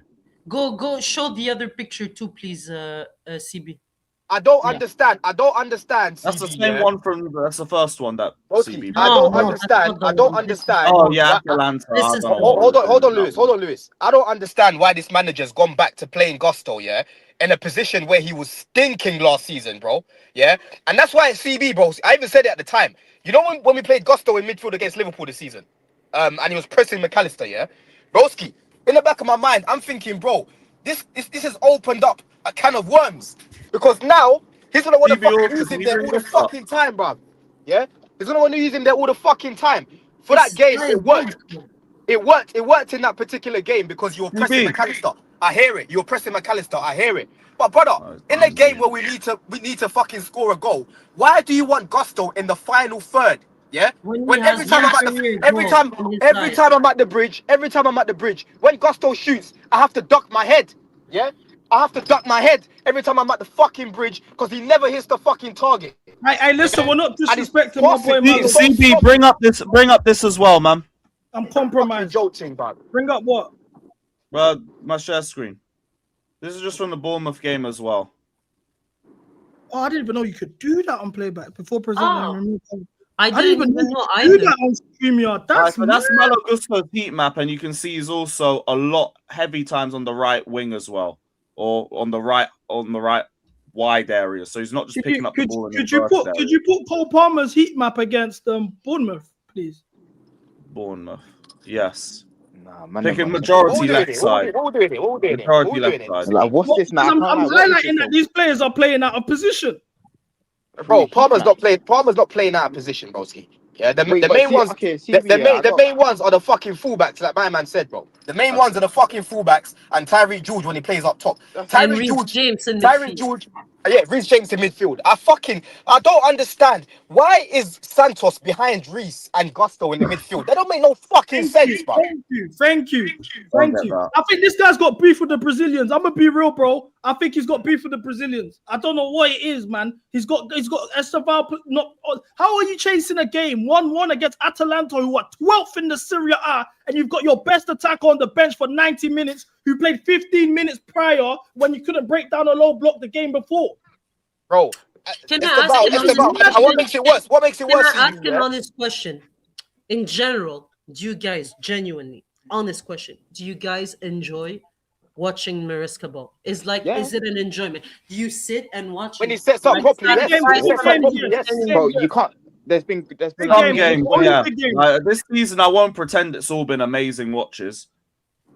It's when he sets up properly. That's my question. That's why I haven't been doing watching. This season, I haven't been as entertained as last season. I'll say that. Asma, you know what my problem is, yeah? Asma, you know what my problem is with Maresca this season? Wait, hold on, Lewis. You know what my problem with Maresca? My problem with Maresca, right, is, listen, against the big teams, this guy, he's a problem. He can defeat anyone against the big teams. That's not a problem, yeah? I agree. But the problem I've got, yeah, is against his little teams, he overthinks it way too much, man. Yeah? He overthinks it way too much. I'm like, bro. He's always overthinking because you play lower team 80% of the time. So he's always overthinking. So he's exactly. Because and also, can I just say hold on, let me finish. Let me finish. Asma, let Don land. He's been talking like my point, yeah. I used to have this problem. I used to have this exact same problem with Poch, yeah, where it came to these little teams and we're thinking too much about their problems, yeah. Why don't we set up the team in a way where all our fucking strengths are it don't matter what their strengths are, our strengths will overrun their fucking strengths because we've got more fucking quality. But no. Let me play Tosin and Chalobah against Leeds because we've got to worry about them in the air, Calvert-Lewin and that in the air. Why the fuck would you do that? Instead of thinking about, okay, Esteval, it's gonna be Leeds, Elland Road. They're gonna be mad physical. Let me give him a bit of overlapping cover with Gusto. Let me give him someone who can link up with him. Oh no, I'm gonna play Chalobah to think about the long balls. So straight away, you've killed our right hand side attack. Wait, now it's a problem on that side. Yeah? You know what I'm saying? Players on the left hand side. No. You've killed. CB, he killed our right hand side against Leeds. He killed our right hand side against Leeds, yeah, by worrying about the height. By worrying about Calvert-Lewin and about it's not about the height. The problem is, yeah. That's what he said. That's what he said about the long balls. I know, but the problem, this is the fundamental issues that we're having, and this is why the lower teams were struggling against the lower teams. We have no answer against a back five, and we put our wingers in. We're leaving them in no man's land. If you're not going to overlap your fullbacks against back fives, I'm saying facts. The fact that you're playing. How many times we seen Esteval play in a 2v1 situation? How many times we see touchline wingers having no support from their and then on top of that, we have no strikers apart from João Pedro who can head the ball in the box. Delap has 0 headers in Premier. He has never scored a header in the Premier League. We have nobody in we're crossing the ball to Kukurea to come and box crash for headers. Wait, that can't be true. Wait, the Lap has scored 0 headers in the Prem. Go check. Yep. He's not scored a header. He's got 12 league goals and 4 pens. I'm not shocked. That don't surprise me like that. 0 headers. What I want to ask you, man, yeah? Nobody answered my question if they're entertained, but it's fine. No. Nobody answered it answers my question. We're not entertained by this. No, I said I've not been as entertained as last season. Okay, but wait, Asma though, why do you care about entertainment, G? No, it's a question. Trophies. Just ask. It doesn't matter why I care or not. It's a question. Am I not allowed to ask questions? No, because I'm just wondering, like you're saying, like, is the football good? Is that like the football could be terrible as long as we're winning, innit? That's like we're not winning either. So what's okay, cool. Now it's the issue. We're not winning the last week because of that. Let me and this is another narrative, yeah, because we keep saying, oh, but the big games, but the big games, yeah, cool. We beat PSG, fair enough. We beat Liverpool, who everyone has beat Liverpool. Every single person has gotten some from Liverpool. That like we're not gonna go to a brothel and flex about getting some. Everyone's got some from Liverpool. I'll say, let me land, bro. Barcelona, great result, 100%. You should be proud of that. Now let's go back to last season. United away, Manchester City both times we didn't beat them. Liverpool away, we wasn't winning these big. Arsenal, we weren't winning these big games. So everyone keeps saying, "Oh, but the big games." There's 3 big games that we can look at and say, "Yes, we're winning big games." The only 3. One against a Liverpool team who are statistically the worst they've been since 1951.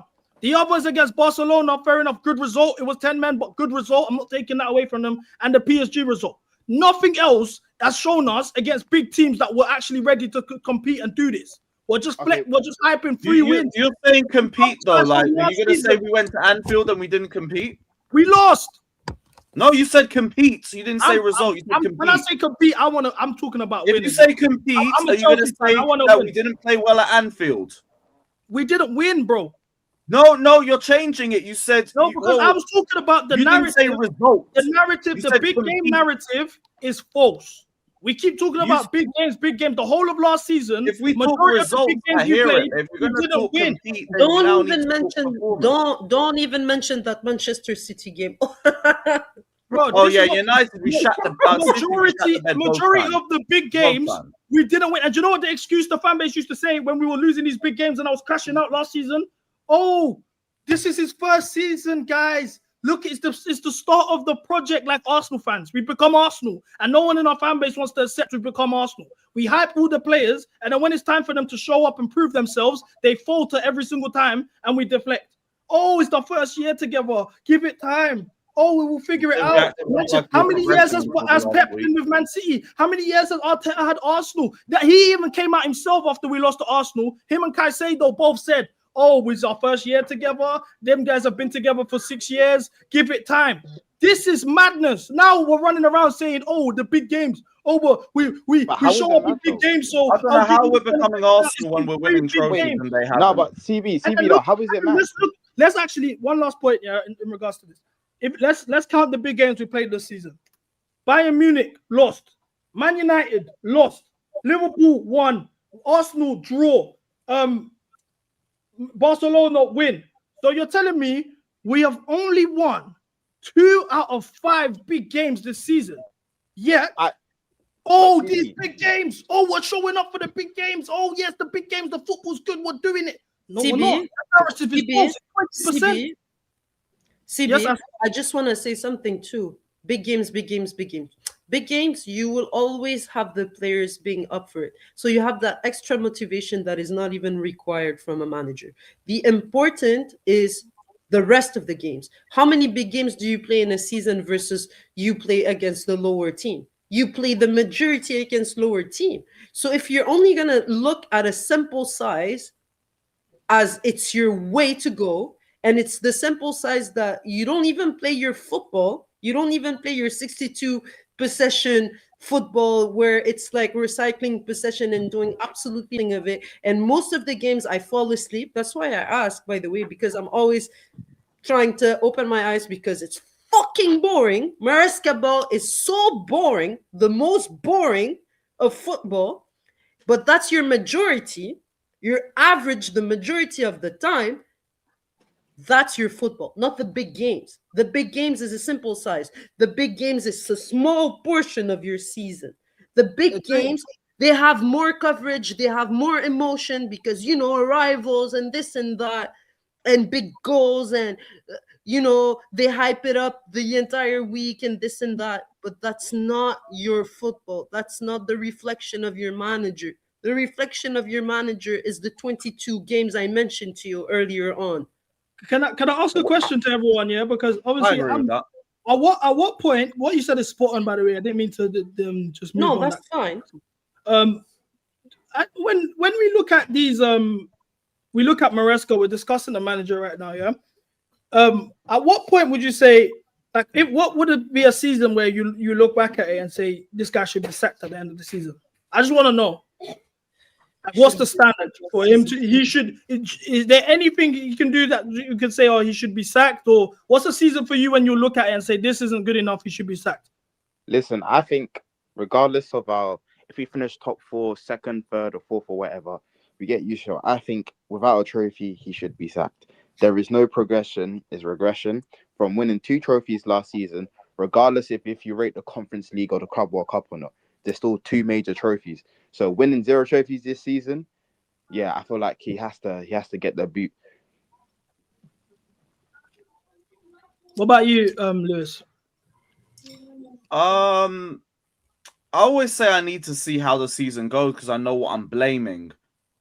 But if I had to say, like, off the top of my head, no champs, you don't even get Europa, you don't win a trophy, and I'm holding you accountable for the majority of the mistakes in the cups. Wait, hold on. Because right now, my biggest problem is going to be the transfer window over everything. I didn't get what you said. You said if we don't get Europa League, you should. If we don't even get Europa, then I'm thinking you have massively underachieved in spite of everything with no trophies. So if we didn't get Champions League and you got Europa League, he should still keep his job. What have you done in the cups? I need to know what goes on in the cups. This is my problem with these questions because you're asking me to predict a ton of games. No, okay, let's forget the cups, yeah. I'll be honest. But you can't. If you win the cups, you've won another trophy and you've instilled more of a winning mentality into the squad. I'll be real. I've seen guys win trophies and still leave, bro. I saw Rafa Benitez win a Europa League. This is why I'm saying I need to see what happens at the end of the season because I know what I'm blaming. Let's take away You're asking me to predict what to blame. I don't know what to blame. I'm not. This is just simply hypothetical, yeah. Let's remove the cups from the discussion because we won the FA Cup and finished outside the Champions League with Antonio Conte, who won the league the year before and was sacked. So and you were okay with him being sacked. I remember your post against Stokes and against the team where you were heavily criticizing Conte. I remember. No, I backed Conte throughout that season. I specifically cooked him on the last game of the season, but I was still not Conte out. Because I criticized the windows in that criticized the windows now. No, we're getting distracted. Hear me out. I remember my mindset. I was never Conte out. Okay, we won the league, yeah. The year before, he finished outside the top 4 and won the FA Cup, and he was sacked deservedly so. Because he fell out with the board. Because he fell out with the board. Yeah, cool. That's let's not take the context out. I'm talking as the fan base. We were happy to sack a manager who won the league the year prior and won us. The fan base weren't happy to sack him. They were chanting Antonio's name in the last away game of the season. I was there. Right, I know, but when you got sacked, there was no outrage. It wasn't outrage. No, there was an expectation because they dragged it. The standard. They dragged it. No, there was an expectation. He was already gone. No, this is a lie. We already expected him to be sacked. Because they dragged it out for even longer than we expected at the time. He even ended up coming back for preseason and then being sacked. This is a lie. Okay, Lewis, yeah. In this hypothetical situation, God forbid this happens. By the way, listen, all my Muslims, like when you go Jummah tomorrow, pray this don't happen. I'm gonna pray on Sunday this didn't happen. You know what I'm saying? The Jewish people on the Sabbath pray that this don't happen. If we was to finish outside of Champions, he should be sacked. If he doesn't get sacked and he stays after not finishing in the Champions League position, our standard has dropped, regardless if you've won cups. I don't care if you've won whatever cup you've won. If you're winning, unless it's the Champions League, I'm gonna say it, and I'm just gonna keep it simple. Ask me at the end of the season, and I'll know where I stand with the manager. Ask me at the end of the campaign. We've become Arsenal. I can't predict about 40 games and then just come to a conclusive decision. Ask me at the end of the season. You know when Arsene Wenger was finishing outside of top 4 and he was winning FA Cups, he got sacked. The fan base was calling him get sacked. Fuck this guy. XYZ. They wanted him gone. Wait, hold on, CB. That's a club legend. CB, that's the standard. Let's say he at the end of the season, and I'll know what I'm blaming if we underachieve. Because I would have seen the season. Don, what are you saying? And this guy's driving. I know he's. Wait, but CB, I got a question. Yeah, let's say he finishes 5th, for example, and 5th don't get UCL, but we win the Carabao Cup and FA Cup. You think he should be sacked? Sack him. Yeah, you're finished. Yes. You're finished. I'm brother. finished. How are you gonna talk about standards? We're not finishing in. Yeah, you man are. No. You man are. You know. Okay. Nah, he needs to get top 4. He needs to get top 4. Like, what he needs to get top 4. Are you hearing this? These men are saying if he finishes outside the top 4, but he gets a Carabao Cup, we shouldn't sack him. Nah. He needs to get top 4. He's got more than enough to get top 4. No. Don't twist it. Don't twist it. So okay. If in any situation that Chelsea are not in Champions League, in any situation where Chelsea are not in Champions League football, the manager should be sacked. That's imperative. Okay, cool. Like, what are we doing it? And those also had higher quality squads. Wait, CB. He wins 0 trophies, but he finishes top 4. Does he still get the sack? Yes. Okay, cool. I just want to know where you stand. So he can win. What do you mean? I'm not dismissing trophies. But we need to realize. Okay. Cool. What do you think that does for our project? It sounds like we're just making up a lot of scenarios, and then we don't even know what leads to it. Which is why I'm saying, ask me at the end of the season. Cam, what do you think this does for our project if we finish outside of Champions League football when we have Palmer, Caicedo, Enzo Fernandez in a World Cup year, by the way, not being in Champions League the season after? Listen, our project's in the fucking gutter. We've taken an L. I'm not saying there's a negative. And then we can't bring better players in. I'm just saying. I'd rather win a Carabao Cup and FA Cup, 2 trophies, than finish in the Champions League position. That's just me, though. Just to respond to this comment, C Flair. DB, I hear you, but you were in New Jersey, bro. Gaffer can finish outside a champion, and I'll give him one more season to turn it around for me. Fuck that, bro. That's the standards in the bin. I've seen guys win the league and get sacked the year. I saw Carlo Ancelotti play the best football I've ever seen in my life. My first ever Chelsea game was us lifting the league against Wigan 8-0. My favorite player scored a hat-trick and won the Golden Boot, and he got sacked the year after. There's a standard that must be held. You man are going mad. I don't care if you won the Champions League the year before. Look, Arne Slot won the league, won Liverpool the league. That's only their second ever Premier League title. Their second ever. They want him sacked in November. There's a standard that must be held, bro. You lot are going to accept the mediocreness for what? Because a previous trophy was won. No, fuck that. Okay, That's but I'm crazy, just saying. bro. I'm just trying to use logic here. Like This going is by giving me a headache. Going by I standards. can't believe this, Asma. I actually I can't believe agree. it. If we're gonna go by standards, if we're gonna go by standards, what Arsenal? listen, What Arsenal now? No, you can't keep saying that. I'm just saying, if we're gonna go by standards, yeah, let's say he wins FA Cup and Carabao Cup. That's 4 trophies in 2 years. You still want them gone? Because me personally, listen, Bro, if he can win another 2 trophies, and we see how the season goes, I will know with the players. Because have you seen our centre back pairing? Have you seen our centre back pairing? If Chelsea, yeah, okay, there's 2 things we're gonna just to respond to that. Yeah, there's 2 points that you can respond to that with. Firstly, if Chelsea are not in the Champions League, the manager should be sacked. We are the greatest club I have ever seen in this country. If Chelsea are not representing England in the European football, there's a failure. Then what does that mean for our project? Bringing in players, XYZ. This is a disaster. There's nothing else that you can't excuse that. I don't care what trophies you've won. You shouldn't be there. Now your second point, yeah, because now let's talk about sustainability. If you're a manager who's only winning cups, Carabao and FA Cup, but you can't get your squad together to muster up enough form to qualify in the top 4. You know how bad the top 4 races are. You shouldn't be a manager. Did people not go for Ten Hag's neck? Did he not win a Carabao? Exactly. He won a FA Cup and a Carabao back to back, and they wanted him sacked throughout that. So what are you talking about? Listen, it's a standard. I'm just you saying, need to uphold the standard of your club. I can't lie, Cam. Cam, this is why it's hurting me. You are currently the president of MCGA. No, listen, I just want you to listen. No. You are the president of Make Chelsea Great Again. Voted by the people. Voted by the people. I repeat that. I even vouch for you. No, I'm just saying, innit? Listen. Wait, Cam, let hear me out, bro.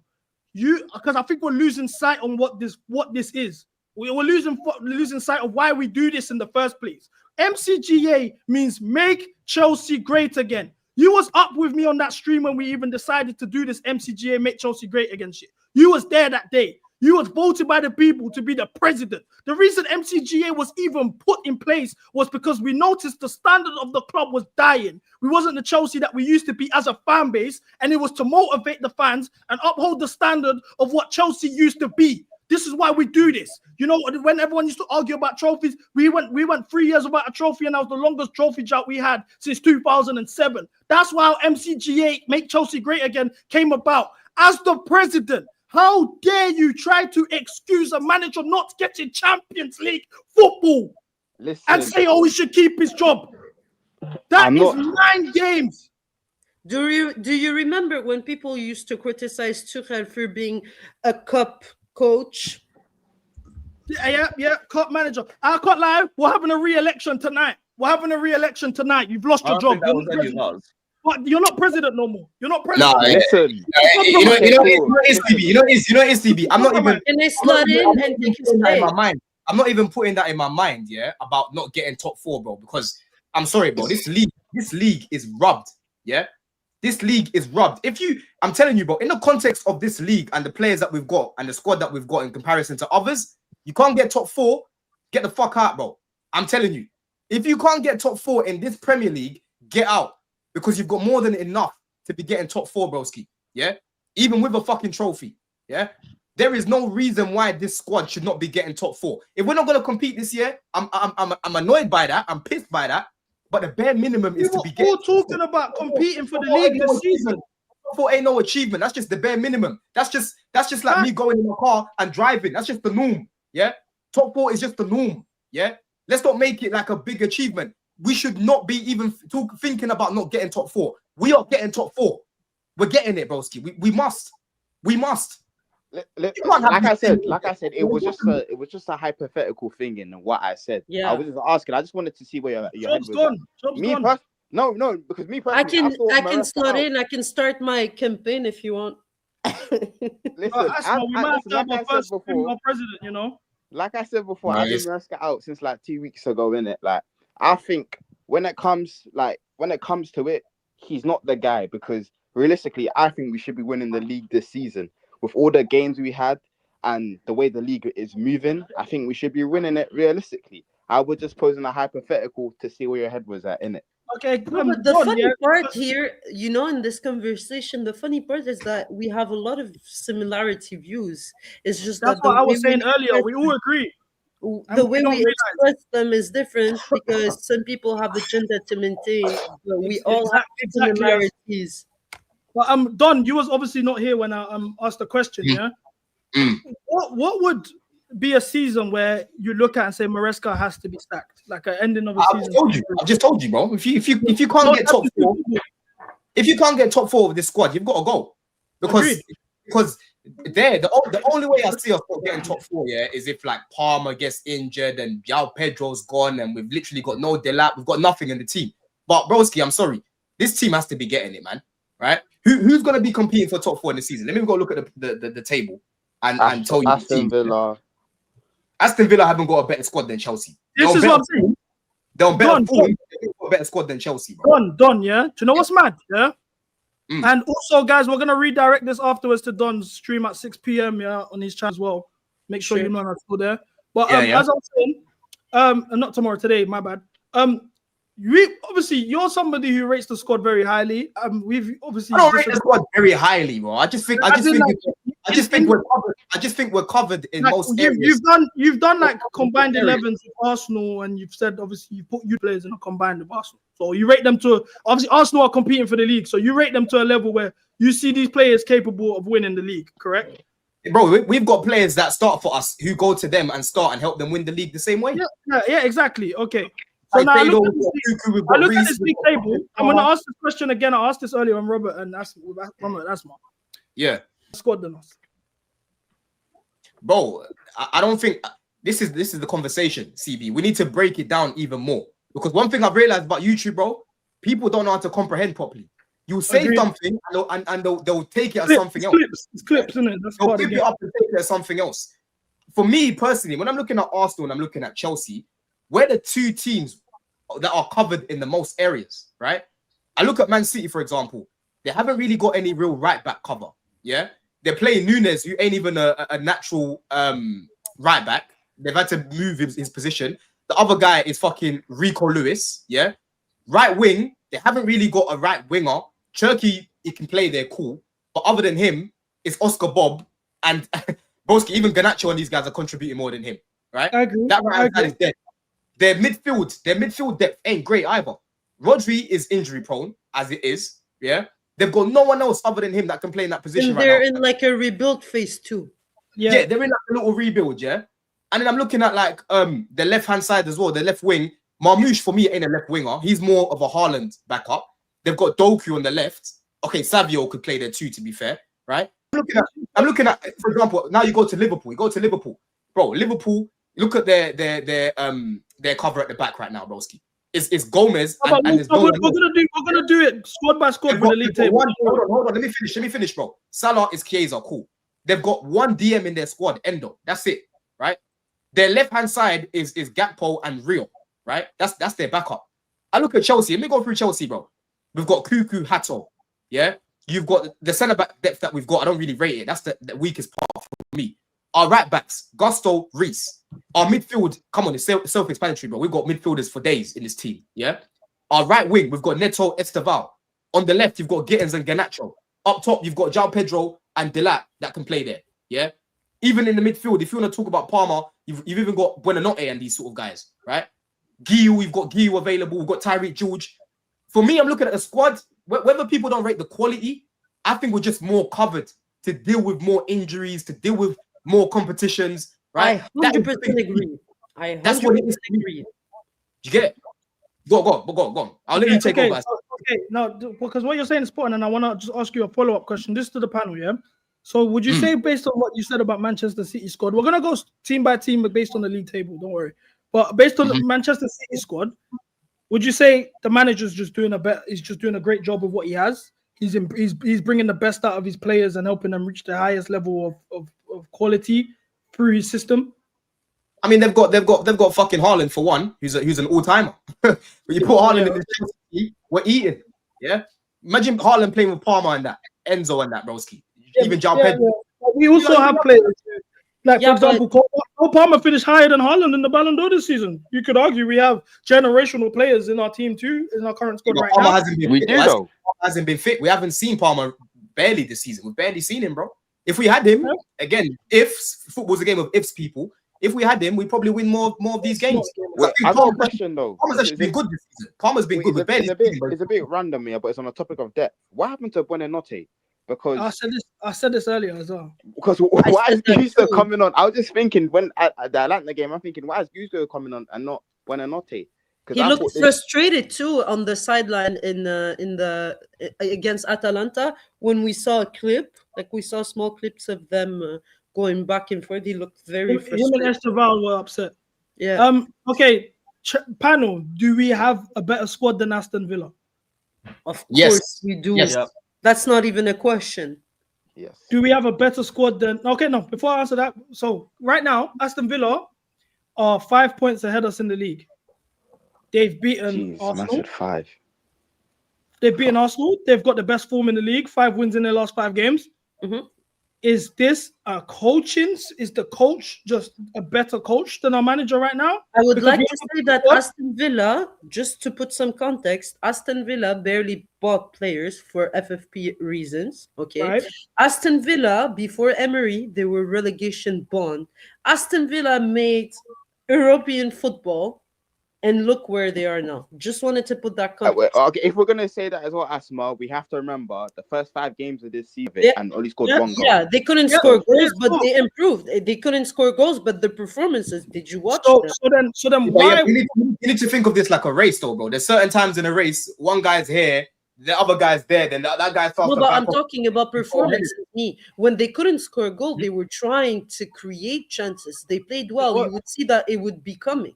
Nah, they were shit start of the season. Even Rodgers was terrible start of the season. They wanted him sacked. I'm talking about the collective, how they were playing. It was individuals letting the team down. So look, they're 5 points above us right now. We're all in agreement they have a better squad than us. So is their manager better than our manager? No, we have a better squad than them. I don't think they've got a better squad. No, that's what I'm saying. Yeah, so my bad. Sorry, we have a better squad than Aston Villa. Yeah, we all agree that. Yes, yeah. So is their manager better than our manager? Of course. Is this even a question? Emery is a better manager than Maresca, bien sûr. No doubt in hell. No doubt in hell. Okay. Wait. Oliver I kind of have to Glasner. disagree because. Fuck off, Cam, bro. No, because if we say that, then are we saying let's sack Maresca and go get Emery? No, that's not what I'm saying. No, I'm saying he is a better manager. I've always said we get an upgrade if we sack This is why he's a better. You're talking about do we get trophies. championship flavor of the month? Let's talk about his trophies then. If you're gonna talk about trophies, Conference League and as a major trophy, he's won Europa League with lesser team. With lesser team. Cool. I'm just saying. This is what a fan base He's a much doesn't more proven winner. You gotta be honest about it. And if you tell me tomorrow morning, would you take Emery ahead of Maresca? The answer is yes, twice on Sundays. Okay. Okay. Cam, what you're doing, is what our fan base does a lot. When you highlight a manager's better than our manager, it's so you would replace him. No, because the systems, there's the style of play that doesn't match the players. You got to consider these things. It don't mean I will take this guy over or whatever, but he is a better manager than him. Now let's move to Crystal Palace, who are 1 point above us in the league. 3 wins in their last 5. Do Crystal Palace have a better squad than us? They just lost their best player for the second season in a row. No, like we don't need to spend much time on this. Man United don't have a better squad than us. Also, Crystal Palace have conceded less goals than us. That's what I said earlier. I mean, they've got their centre backs. Most of their centre backs start for Chelsea, bro. Even if they're at Palace. It is mad that we still have the 3rd least goals conceded. I will say that. So then I look at and that's what I'm saying to you. Look at the teams around there that are going to be trying to get top 4. We've got better squads than these guys. There is no reason. There is no reason for him to not get top 4. Man United squad, bro. Man United, they're about to lose. How many players now? It's AFCON. 3 players, isn't it? Yeah. Maswari, They're losing Mazwari, they're losing Mbuemo, and they're losing Ahmad. We're about to go to Man United next. Don't worry, bro. Their squad's do we really have to go through each team, bro? No. Well, I'm gonna stop at Man United and Everton. But as I was saying, because we face Everton in 2 days. But as I was saying, Crystal Palace, do they have a better manager than us? Glasgow? Nah. I rate Maresca more than him. To be honest, I don't really like the back three thing, innit? Personally, for me. I think we are a back three team, to be honest with you, based on how our squad's built. Nah, not for me. I don't want to go through that shit again. I hated that. I hated that structure with Tuchel, bro. What's a bigger trophy, the Conference League or FA Cup? FA Cup. Obviously the FA Cup, bro. Okay. I'm just asking. So you what do you say? Glasgow or Maresca? Yeah, who's a better manager? Glasgow.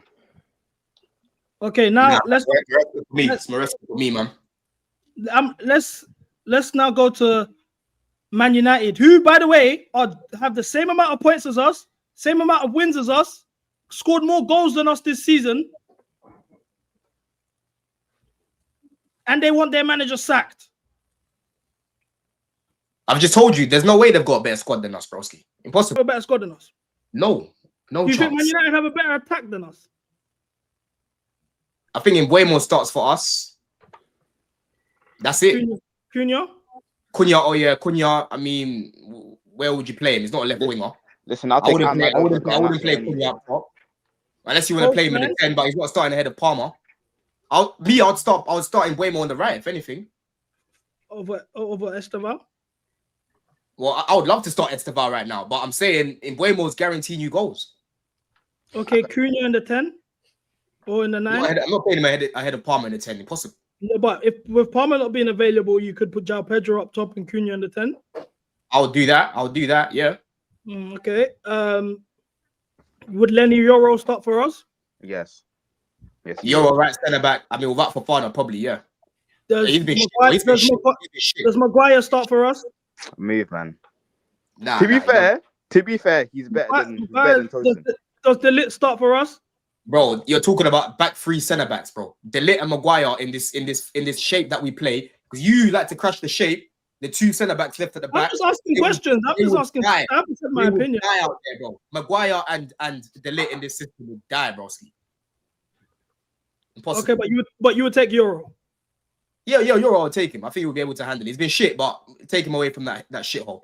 Okay, so based on what you're saying, we have a better squad than Man United, who are exactly that they're scoring more goals than us, but they're the same, literally exact identical records in the league: 4 losses, 4 draws, 7 wins. Is Amorim a better coach than Maresca? No. Bro, the reason why the table looks like this, CB, is because the root of this, I feel like we're just wasting time now, yeah? Because we've got better squads than most of these teams, right? Then the reason why we are here, CB, is because we cannot get over the line against the little teams, yeah? That is why we are fucking sitting here. If we had beaten Leeds and we had beaten Bournemouth, we would not be having these conversations. This is what Arsenal fans think. I'm sick and tired. No, but I am sick and tired of having these conversations. I saw a briefing today. What did they say? They were talking about Reece and that, the team. They've had a meeting together about these little teams and these losses and that. I'm sick and tired of it, bro. Yeah. This is lazy analysis, bro. It's not just the little teams, yeah. There is the fact that our system has no answer for a back five because we don't overlap our fullbacks. That's all it is. So that's a managerial problem. It's not about smaller teams. It's just there's a way to beat us, and these teams have figured it out. Most big teams are going to come and try to play football. That's all it is. Well, yeah, exactly, bro. I don't think Maresca's been using the squad well, because a lot of people like to try crash it on me, talking about I overrate the squad and that. But I wouldn't use the squad the way he's been using it. Yeah. Do you think I would waste time playing Chalobah at right back against Leeds?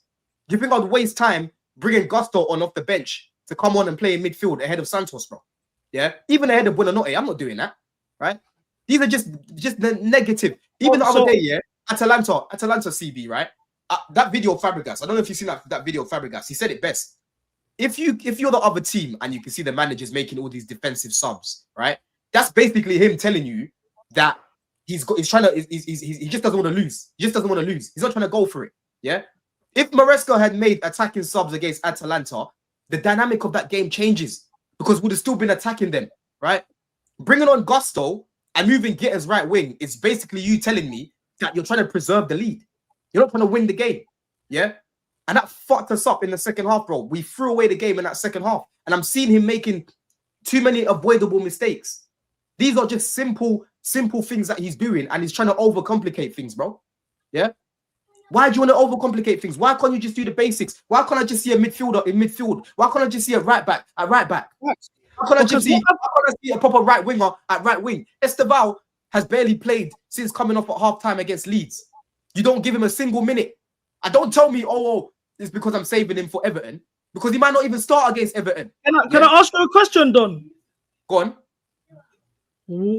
How do you think Hazard would have done under Maresca when he came in 12-13? He would have ruled that was generational player. At the end of the day, bro, Hazard, it don't matter what system you play Hazard in, he will find a way to do something for the team, right? Because he played. You think he would have got minutes the way they trusted him with the minutes in his first season? No chance. Bro, listen, Hazard was already playing in Europe. It's a bit different to Esteval, isn't it? Because Esteval's coming from Brazil and that. Hazard was already playing in France. It's a bit different, yeah. But this bedded in period for Esteval, I'm sorry, it's time to let leash now. It's time to let leash now. It's time to be winning games. But the Completely thing with agree. But I got to bounce, guys. You like Big up, great catching up. Big up, everyone. Up the show. Love, Lewis. Love. I'll dip in 2 No, minutes. but okay, but Go. I was gonna say, Esteval, you rest him in the previous game, and then you don't travel Palmer. Everybody expected Esteval to start.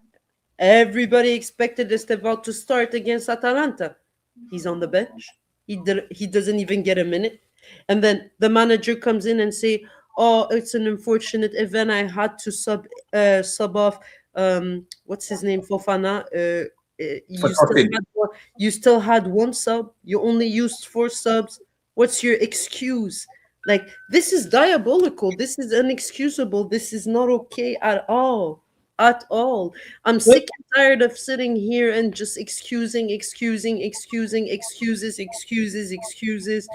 No. So what does it take for people to open their eyes? And I'm disappointed you didn't ask me the question. You ask everybody the question, but not me. No, I was asking it to everyone. You could have felt free to answer, man. You know how the answer is that not the first lady.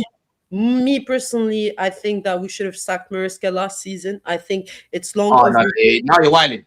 Oh no, it's my opinion. It's my opinion, and I'm entitled to it. And you'll see how much it's gonna cost us in the long run. But it's fine. I'm here for the long game. I always do it. Yeah, no. But the thing is, Asma, listen. If he keeps doing these amateur mistakes, making these amateur doing them, he just got bailed out. Brilliance. That's the thing. The things that you see is not new. No, it's not new. The things that you see, I've seen them and I see them against Brighton last season, and I've seen them against Newcastle last season, and I've seen them multiple other times. It's not new. It's just it's not like fucking Chris Wood didn't miss a 1v1 chance. It's not like it didn't take us until the last game of the season to get it. It's not like other team didn't drop off and fucking bottle it. It's not like because we were great and made this poor performances last season, but we were lucky by individual brilliance. Palmer has won him the Conference League. Palmer in this fucking half, we were diabolical. If it wasn't for a Palmer master class, and he came out and said he ignored the manager's tactics. He came out and said he was tired of the manager's tactics. When did I say that? He didn't say he ignored manager's tactics. He didn't say he ignored manager's tactics. Yeah, because I'm telling you now, there's no way Maresca is telling Pound and not trying to fucking drive at people, bro. Right? I kept telling Roms last season, bro. Palmer last season was being what's the word on the ball? He wasn't being as risky on the ball. Yeah, that game against Betis, he said it himself. He said, bro, I just said, you know what? I'm gonna take the game by the scruff of the neck. I'm gonna do my thing. That's the Palmer that we were seeing in the first season. Yeah, Maresca didn't tell him to stop playing like that. For whatever reason, he stopped playing like that, innit? He had problems with his misses. Maybe he was thinking about that when he was fucking shooting. Okay, yeah. No. You're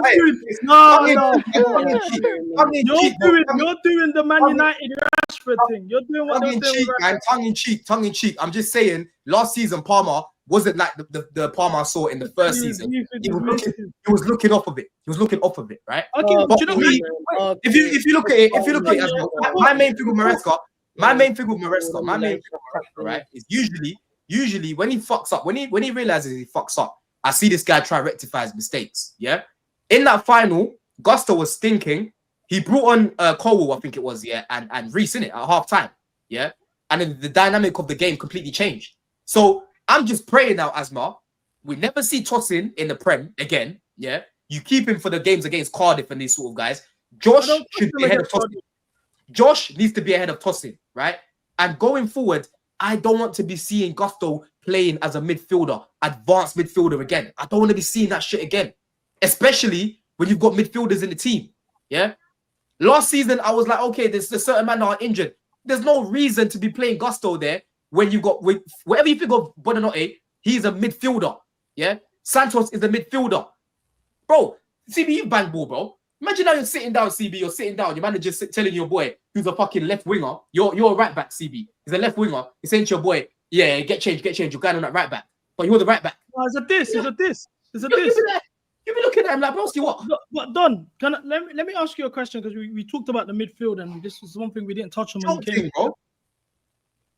Please, can you explain Enzo Fernandez's last 3 performances? They've been diabolical, bro. Broski. You know what I mean, bro? Like, for me, again, he's another one right now.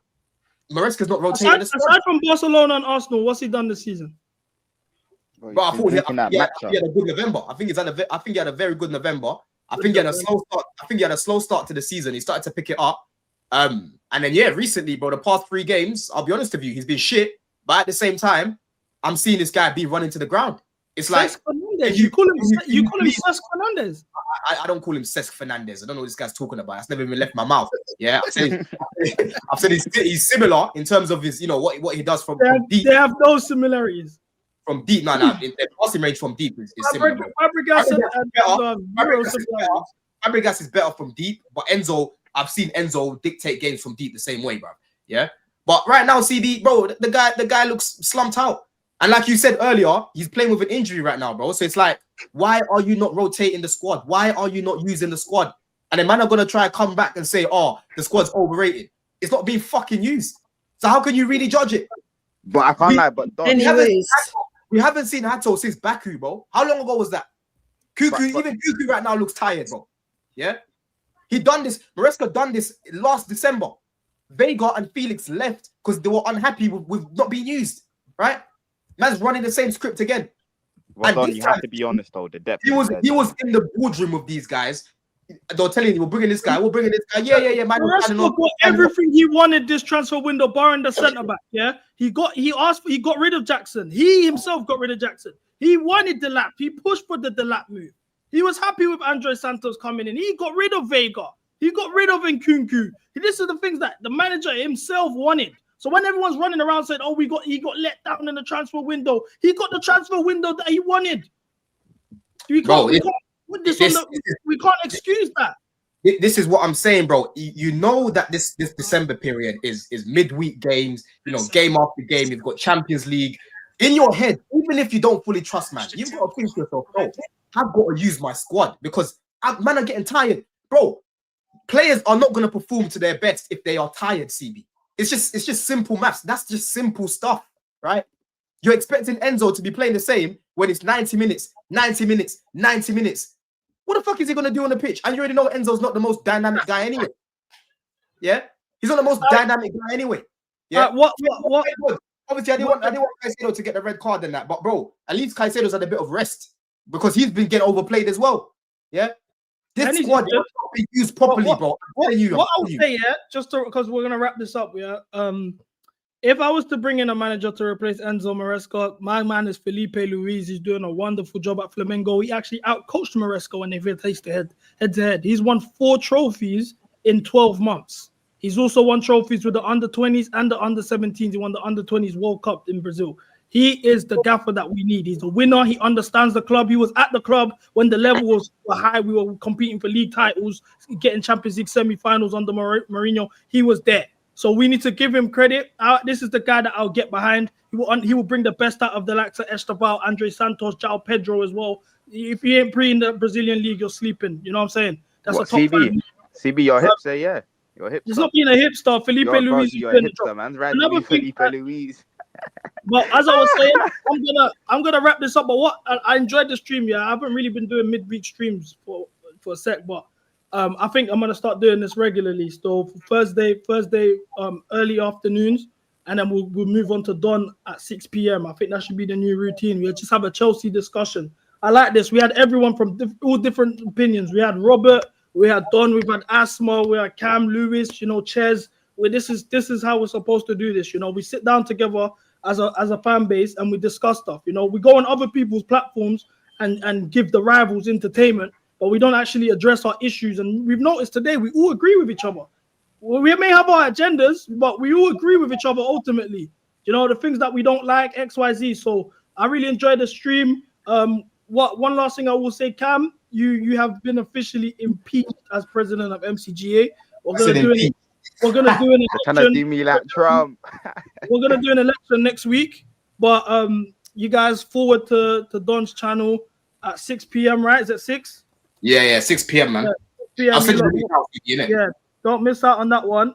Let's see who's live. Is there any comments you guys want to? Oh, one last thing, yeah. Cam, I've made a decision. Obviously, I got offered a job last 2 days ago, yeah, and this job would have, to be honest with you, if you asked me this a year ago, is a dream situation. It's an opportunity, conferences, interviewing the players, making content with our team, like actually getting the full bringing. However, the conditions were the channel has to go down. I can't speak on results the way we would usually speak on results. I can't call out players' bad player performances. I can't call out the manager. But I'll get all the keys and stipulations and I could live. And I decided officially today that we're not doing that. We're taking MCGA to the moon, innit? We're not going to silence our voices. We ain't going to shut shit down. This is for the people. I'm not going to lose sight of what we do this for, innit, at the end of the day. And if I make £0 doing that, as long as I did something that was real. If I make money doing this, do you know what I'm saying? And through other avenues, then it is what it is. But I'm going to do this every Thursday. Let's lock in, smash the like button, make Chelsea great again. And remember, guys, in 2 weeks, I'm going to be in AFCON doing IRL in Morocco to make Congo great again. Let's not forget that. So we're going to be pushing that too. You're going to win AFCON, though. Yeah, we are winning AFCON. But that's another conversation. Let's see who we can redirect to right now. Bye, guys. Take care, Asma. Thank you for your time, man. Don as well. I'll see you in a sec, bro. Yeah, for sure. Right. Who can we redirect to? Chat? What are you saying? Who's live? Who is live? Let me check. Is Hooks live? Now I'm glad you turned on the brown envelope, though, man. I know that. Bro, I can't lie, man. It hurt to shut that down, bro. It hurt to shut that down. I swear, bro. Bro, like ideally, bro. I'm actually a fan at the end of the day, innit? So as a fan, bro, getting an opportunity to even get the bringing like this and the access, like naturally, you're gonna be like, yeah, innit? But bro, guys are talking about take this video down. Oh yeah, no, you can't say that. Oh no, from now on, don't do this. I'm like, fam, what? This is what we did. That's why we started this in the first place. Like, let's not forget that. All right, cool. I'm gonna redirect you. Oh, another thing. I don't think I said this. I told you, Cam. I spoke to Chalobah after the Arsenal game. Yeah. I spoke to Chalobah after the Arsenal game. The beef has officially been squashed. The beef has officially been squashed. I told him, you misunderstood my video. I said to him, you misunderstood my video. I was giving you prop. I do analogies. It's no disrespect, but I was giving you your flowers, bro. But I like the fact that it motivated you same way. Keep pushing.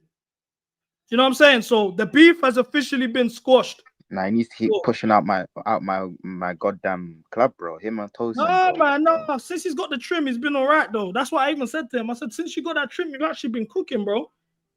You know what I'm saying? Man. So I'm going to redirect you, man, to Saeed. You already know MCGA raid. I'm out of here. Make Chelsea great again. Love people. Bow, bow, bow.